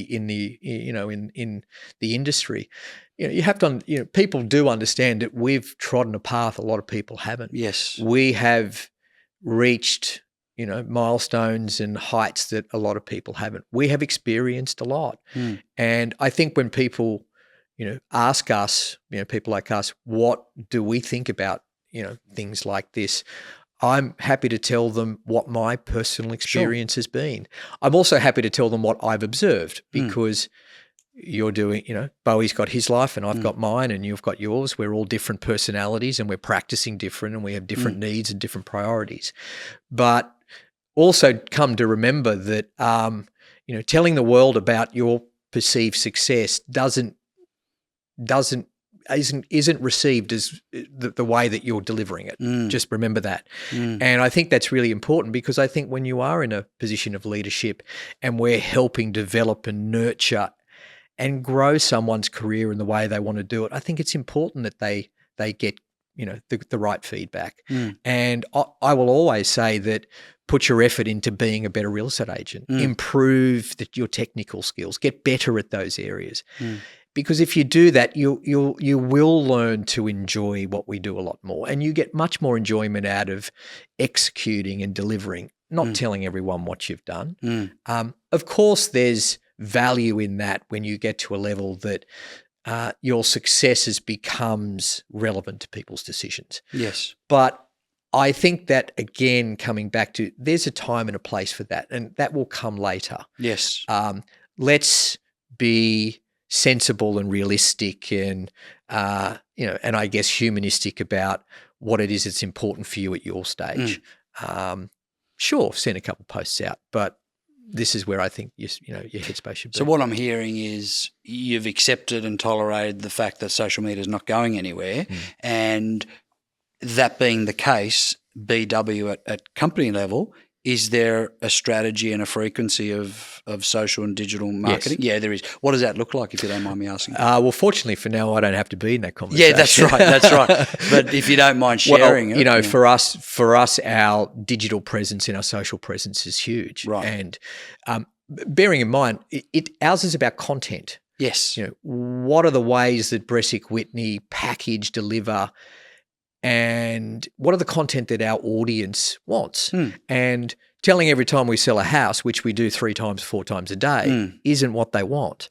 We know that because people that are making those decisions are people who are skilled and have the expertise in these areas.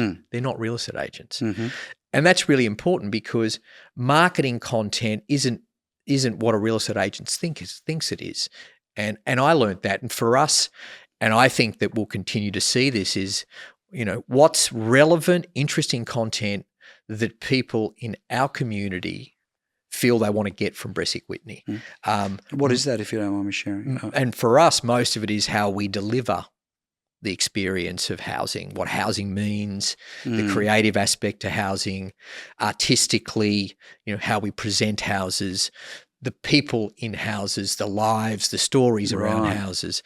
You know, you have to think about what that is. I mean, Gav Rubinstein does a very good job in terms of how he communicates to his audience about not just himself, but him, property, the role of property in his community. Yes. How people want to digest and perceive lifestyles, what lifestyle means within, you know, the property itself. The protagonists involved in property, buyers, sellers, agents. So there's a whole range of things that you can package up and deliver creatively. I think for agents, continually just telling someone I bought and, you know, I've sold a house, you know, there's a 2-bedroom apartment in Lane Cove I just sold. I mean, we got to think about, you know, marketing and content and delivery. It's a very, very noisy platform that we're in. So what I'm hearing is at BW, we're not necessarily, at least not at agent level, but I'm talking at BW level, we're not necessarily focused on results when it comes to digital and social, but more about information and process. Would that be accurate? Yeah. And you know, in many cases, a lot of our audience now are not buying or selling property, but we do know that our community will. Many will at some point, and we want them to have an experience with us. But we also want that experience to be, you know, creatively of a high level. You know, we want them to be clear about the values that we have in terms of how we sell and how we present property.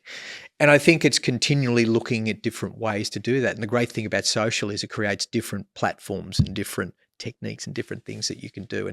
And that's been a huge, huge thing for the brand. And is that done in-house or externally, Shannon? Everything we've done is in-house. Okay. Everything. And what's the frequency then of posts? You know, let's just talk about, you know, the main ones, whether it's Instagram, LinkedIn, Facebook, you know, TikTok, whatever. What's the frequency? Daily. So just one post a day? No. There's several a day. Okay. And you know, we've also got, you know, what's important is that, you know, because when you build your audience and build your data, you know, your data out, you have so many different ways now that you can communicate and so many different, you know, mediums in which people want to hear that. And we've got so much great information that comes to us on a weekly basis. So we have, you know, we'd have a team of 6 or 8 people in our, you know, creative department, all of them from a digital marketing background, creative background, continually thinking of ways that we can deliver messages to our audience about property. That also has a huge, huge benefit to our agents. You know, our brand is front of mind. They're continually seeing what we think they want to see. It's not about how we sold that warehouse for $9 million or how we've listed this, you know, waterfront apartment in Potts Point for $12 million. That's interesting to some, but for a broader audience, it's just content. Yes. You know, it's content, and they want to, you know, wow, wouldn't that be great if I could live there? Wouldn't that be fantastic? Actually, Robert, my uncle, would like that. I'm going to send that over to him, right? Yes. You know, yes. I don't think it's necessarily about, Shannon Whitney's got that one. You know, yeah, sure. It goes well beyond that. And again, we have to think about our audience, not necessarily always our agents. As cliche as it sounds, my observation anyway from your social and digital content at BW level is less is more. And I know that's terribly cliche, but would that be accurate observation? Yeah, I would agree. Yeah, I mean, I've seen posts where there's literally no text at all, just image or a video or a message. And that's right. Yeah. So what's the strategy around that? Purely that there's really nothing to say because the post itself is the message? Yeah, is that right? We've given so much attention and resources and time and expertise to the creative process and the visual component. And, I think a lot of people would feel that, and we often have told that, you guys get the best property. I'm not sure we get the best property, but we package it up in a way that perhaps others don't give the care and attention to. And everything that we sell is visual. Right? Yes, it's visual. It's a very visual experience. So moving images, video, still imagery, and really, I think it's less about words and less about sold prices and numbers and street records. And here, it's very aspirational, very lifestyle driven. We've also, you got to remember, when we started as a brand and a business that was in a geographical area of perhaps 3 or 4 suburbs. We're now in 40 odd suburbs. We're in a range of different parts of Sydney. So we've got so much more variety in our content, and our audience has grown so much bigger.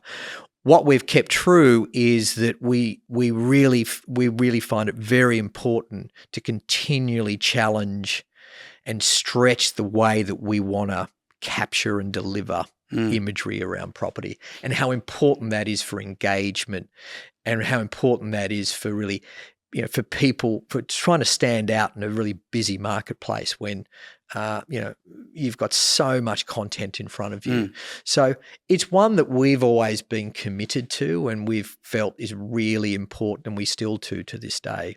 But, that comes at a high cost, a lot of resources, a lot of people. And we're continually, I think we've got 7 or 8 photographers in-house now, videographers, all sorts of things.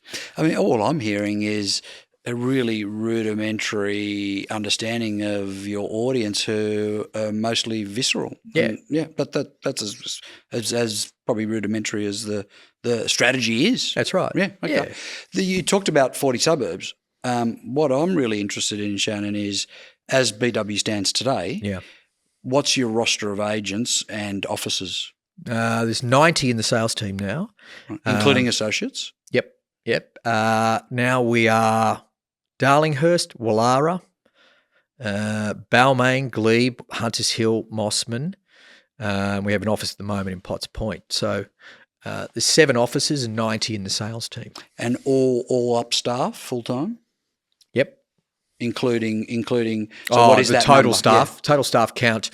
Total staff count would be 220, 230, right? Something of that nature. Are you surprised that the number of officers, number of agents surprises me, that I may not have been aware of that, even though I'm entrenched in the industry? Yeah, I think so. Yeah, I think that it surprises you, or it doesn't surprise you?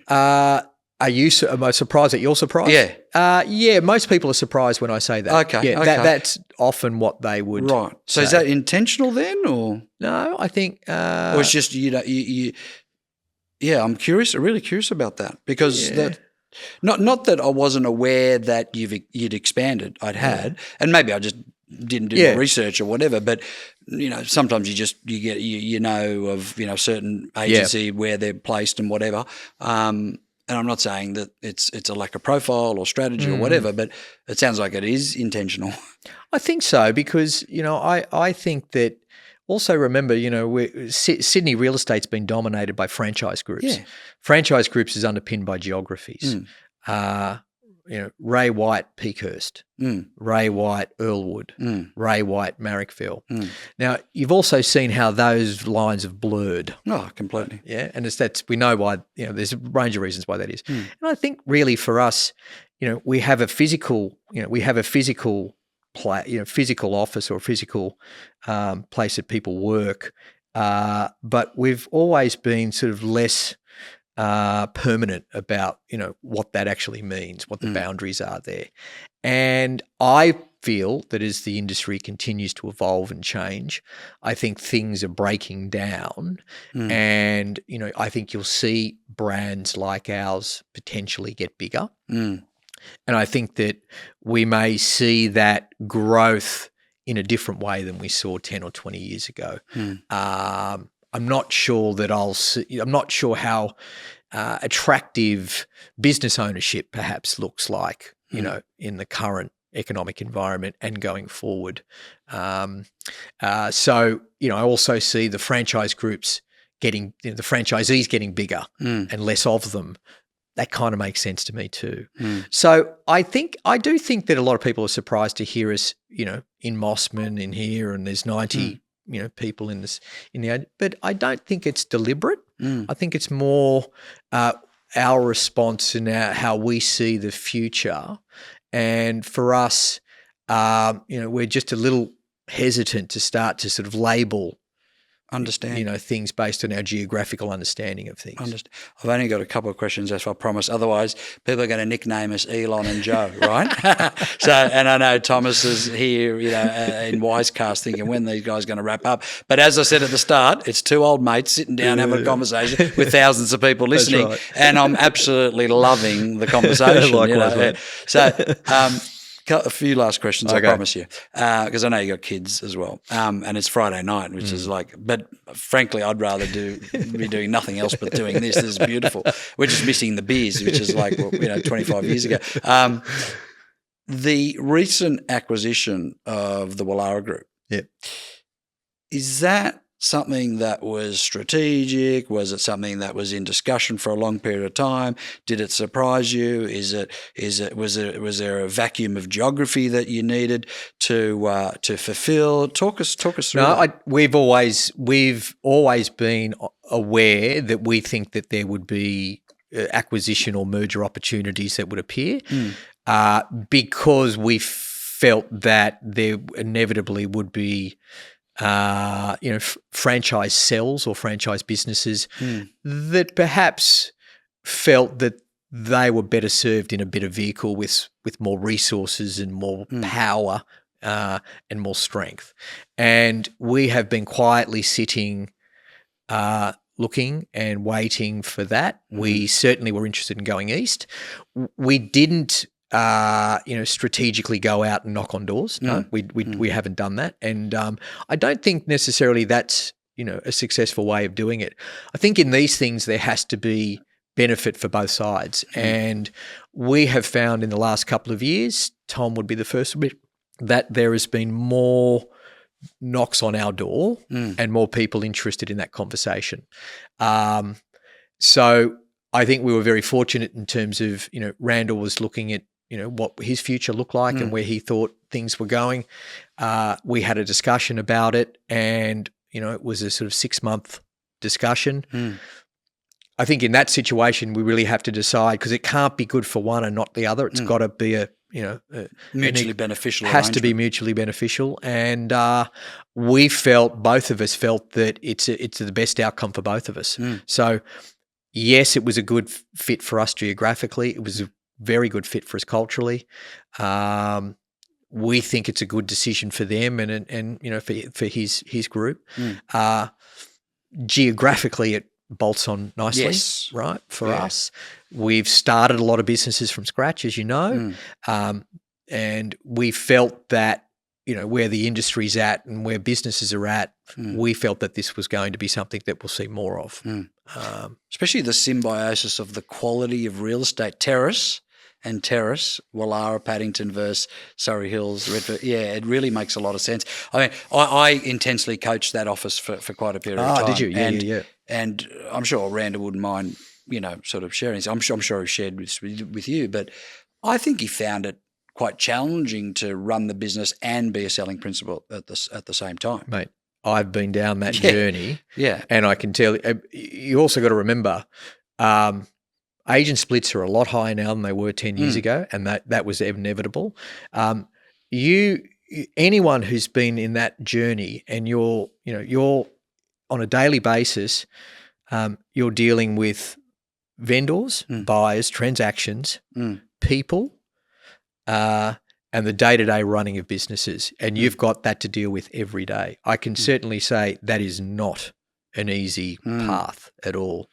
I was fortunate to be able to do that with a partner, so we shared the load. Yes. I also have a lot of people I know who are doing that. And as a business owner who's walked that path, I know firstly how difficult it is, and surprising what people don't realise is it's not as profitable and it's not as lucrative as people think it is. Yeah, I know so you're all not about doing that. it. You're not doing it for that reason. Yeah, you know? absolutely. So I actually thought, you know what, Randall's one of the first to do it, and I credit him for having the foresight not to say, oh, well, I'm going to 𝐒𝐭𝐴 Whitney, but he could see that there were potentially different paths that he could use the equity and the value that he's created in his business, and he could potentially roll that into. So, and I thought, you know, I think that's admirable. Yeah, Yeah, it is. I agree. I thought I it was agree. very smart of him to do that. He's a very good real estate professional, He's a very very good. good human being, and I think did very, very well given the resources that he had. But I'm assuming he's at the stage of his life also now where he's got, you know, different priorities. He still wants to be involved, obviously, but I know he's got a regional property and he probably wants to spend a bit more time. He's got young children. He's got young children, all of that. And he doesn't want to miss out, but he's not hanging out the boots. He's probably like you, got a new lease on life, and is like, wow, now I can just focus on listing and selling again, and back to that being on purpose. You know, Absolutely. I think he's looking forward to it. Oh, there's no doubt. There's no doubt. And did you manage to inherit all of the staff? Was there any that had any resistance? Most. Yeah, most. And I think in that, you know, that transition, you know, we certainly wanted people to come if they wanted to come. You know, we didn't feel that you have to come, but you know, we also felt that, you know, largely it was good for Randall, it was good for the clients. We were very confident that we were going to lift the client experience. We feel very confident that we're going to lift the people experience in terms of their career, and you know, we're really committed to, you know, making that a really good step for those that want to come. But as you know, in real estate, everyone's got their own path and their own needs. So the majority came, but not all.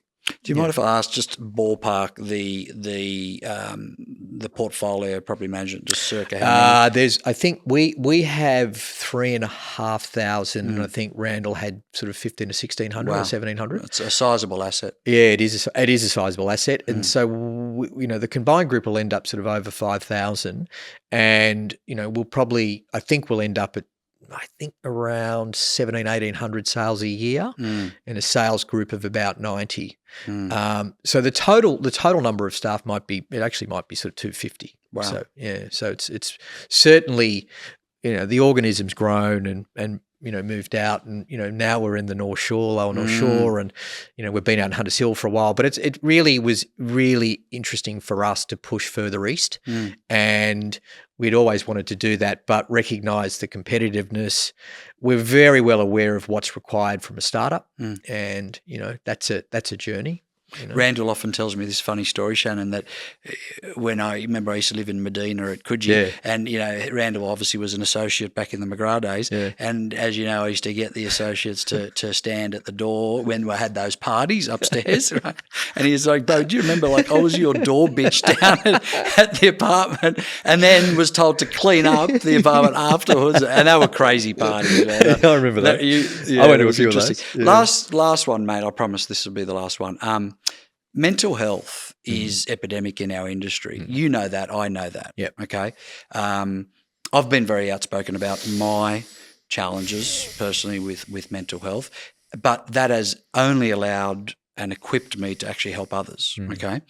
My question to you, and this is something I constantly think about, Shannon, and when I talk about mental health, I'm talking about anything from innocuous as just burnout, because that's a form of mental health, really, to clinical diagnosis of psychosis, bipolar, whatever it might be, and everything in between.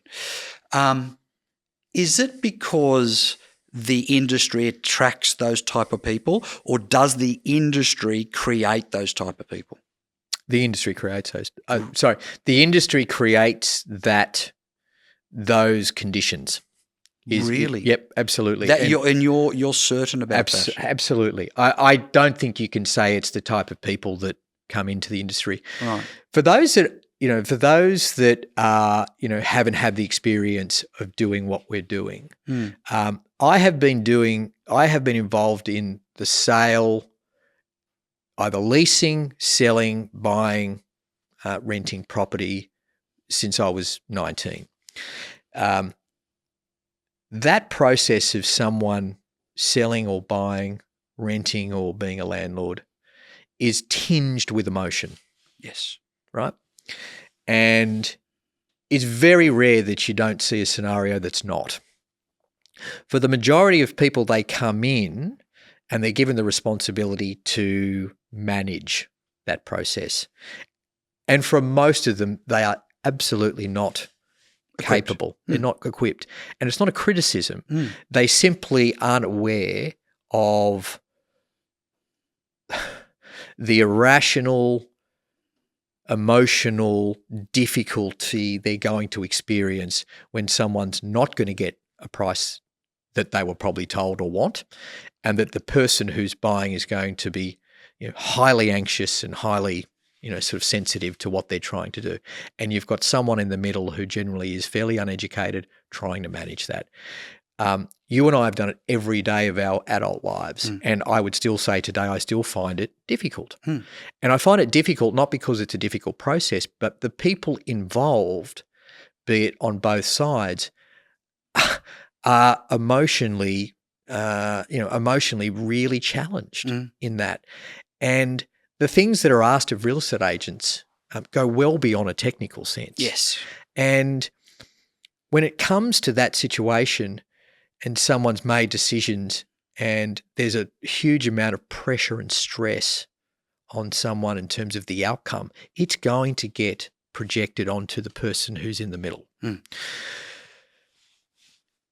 It's almost unavoidable. And for a lot of people, they're human beings. You can't just block it out and leave it at the door. It's going to have an impact on you. For those that are doing volume, high level, a lot of transactions at one time, they're constantly got that pressure. Now, when you get your practice to a really strong, stable level, then you can almost deflect all that because of your certainty and confidence around what you do. And you know what I mean by that. But for a lot of us, we've been doing this for 30 years. For many of them, they've only been doing this for a couple of years. It makes complete sense to me in today's world when you're involved in that sort of transaction on a daily basis where people are stressed, under pressure, made tough decisions.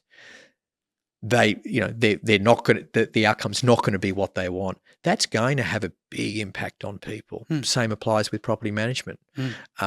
People have paid too much, they've got too much debt, interest rates have gone up. The person involved in that is going to be the recipient of that projection.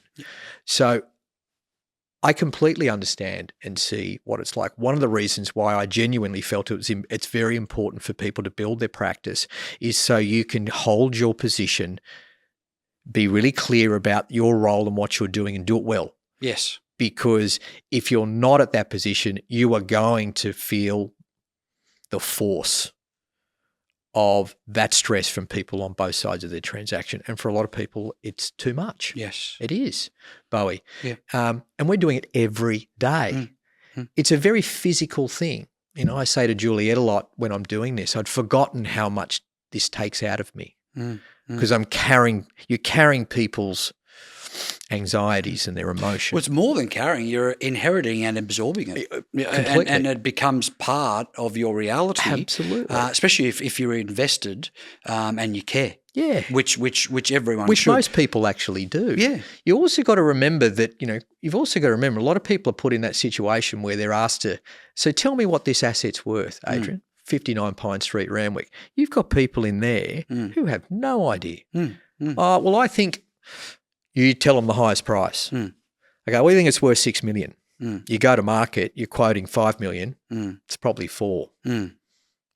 Now, that's not going to be pretty. No. That is not going to be a good outcome. Now, you tell me how many people are faced with that conundrum on a daily basis. Happens every week. Every week.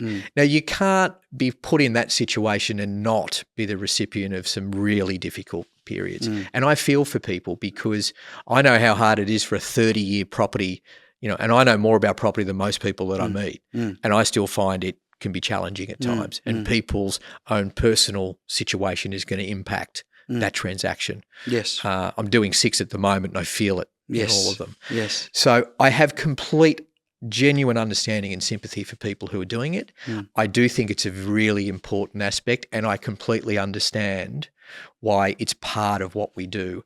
And I do think it's the nature of the work that we do. Yeah. It's refreshing to hear that because it's consistent with my philosophy. And as everyone will know who's worked for me, and I've been fortunate enough to develop a lot of agents, is one of my bugbears was when an associate or an agent used to come to me and say, this vendor, Bowie, is crazy. Yeah, he's crazy. Oh, my God. I'm like, hang on, this cannot be a coincidence because every one of your vendors are crazy. I'm like, just pause for a minute and understand this. You're a problem solver.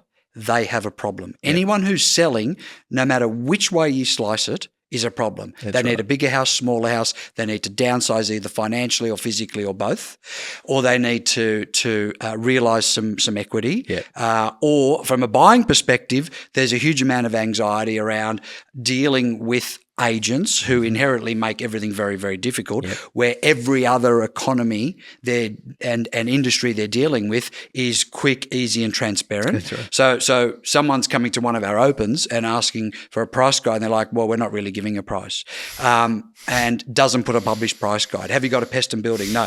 Then they go on Amazon within 2 clicks, they buy something, and if they buy it in the morning, it's there the same day.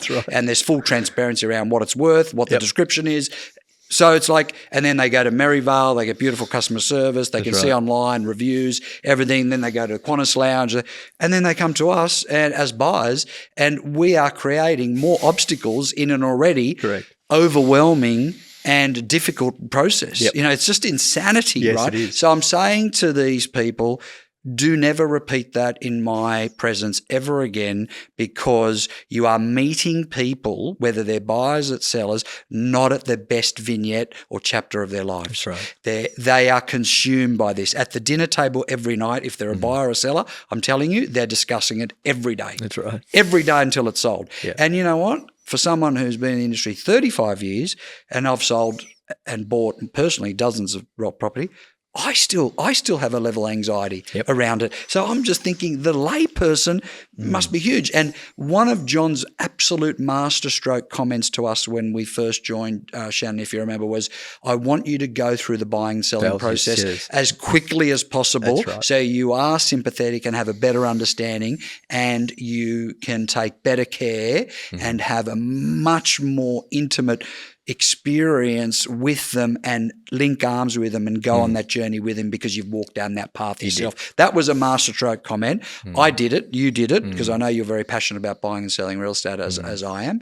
And it's incredible. It's incredible how agents still don't see that and think everyone's crazy. Yeah, that's right. It just can't be a coincidence that every person that's selling, I mean, you've heard it a million times, I've heard it a million times. Oh, they're so difficult to deal with. They're so, like, man, just accept that you're dealing with these people at a highly anxious time of their life. And frankly, you're not seeing the best of them. No, you're not.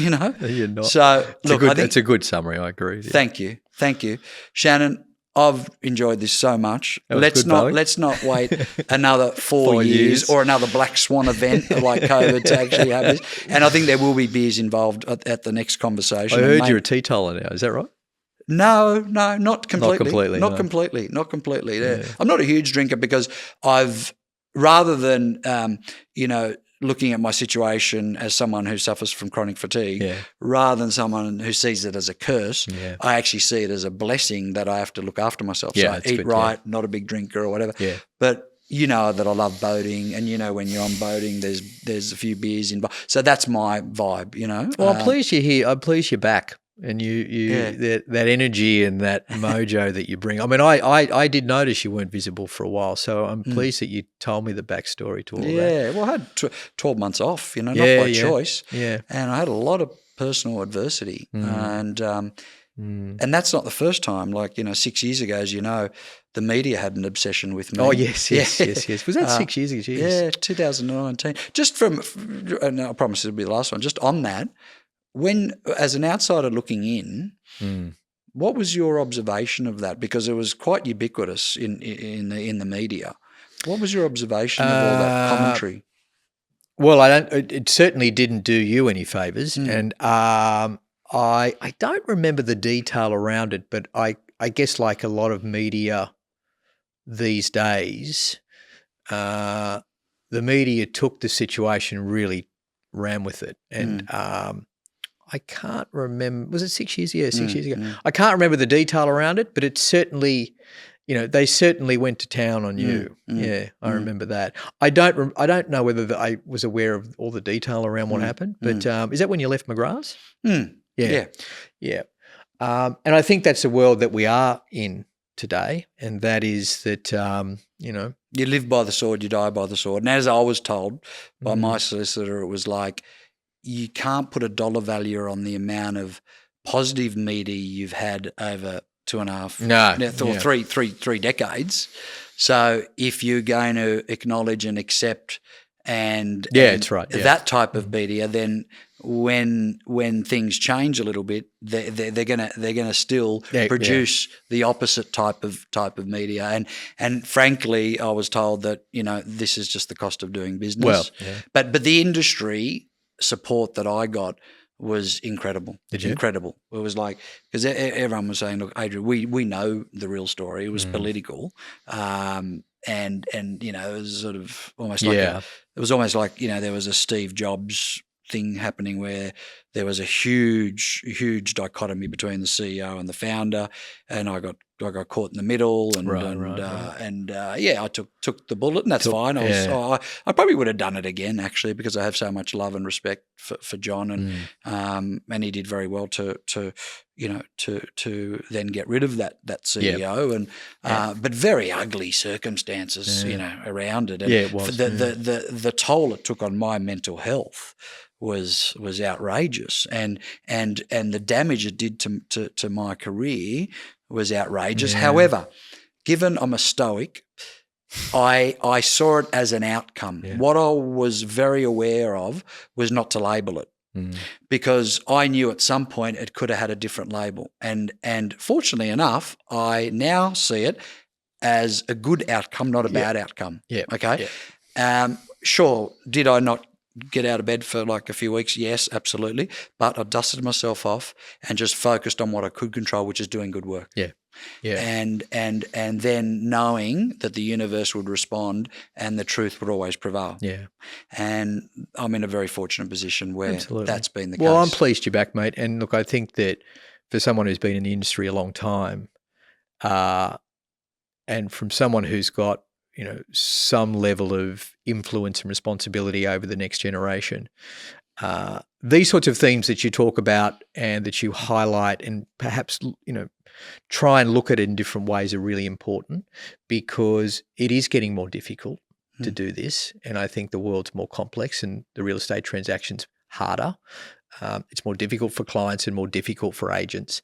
And I think the need for really clear themes and really good content around what we should be focusing on is really crucial. So I think the work that you do, the work you do with clients, the coaching you do, I have staff that coach with you who often come back and with a smile on their face and say, I had a really great session with Bowie, and I know he worked with you, and this is what he was talking about, and this is the stuff I don't do, and this is what I really need. And it's really helpful because it's not stuff that he gets at Bresic Whitney, or they get at Bresic Whitney, or she gets at Bresic Whitney.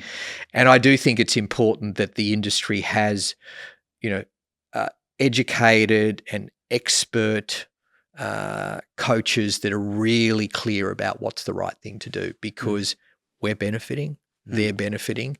And I think the industry's got to continue to lift the bar in terms of making sure that we do the best we can at delivering good practice, creating good expectations.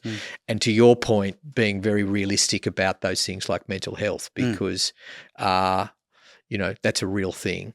No, I appreciate that. And given I don't have children and I'm unlikely to, that is actually my genuine legacy to you know, I mean, I sort of catchphrase it like make real estate great again, which there's nothing associated with you know, a similar catchphrase, but I really feel that it was great and it hasn't become so great. Yeah.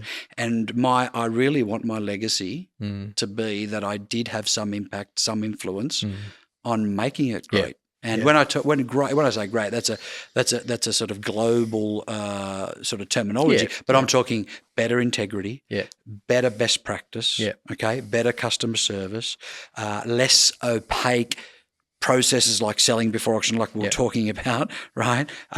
Better development of youth, because I also hear all the time, oh, this associate didn't work out because the young generation these days are lazy. I'm like, no, 95% of the times associates don't work out. It's your fault. It's your fault. Because you didn't provide accountability, you didn't challenge them enough, you didn't give them an ideal week, That's right. you didn't have a work in progress meeting every 24 hours. They're not lazy, they're actually craving direction. It's the opposite. Yeah. And they're like, I think you're right. I'm like, yeah, I know I'm right, right. mate. I've been doing this for a long fucking time, right? So yeah, that really is my legacy, and I hope that I do have that impact. And Shannon, love you, brother. Yeah, great to see you, mate. And Thanks for having me. viewers and listeners, God bless and live with virtue as always.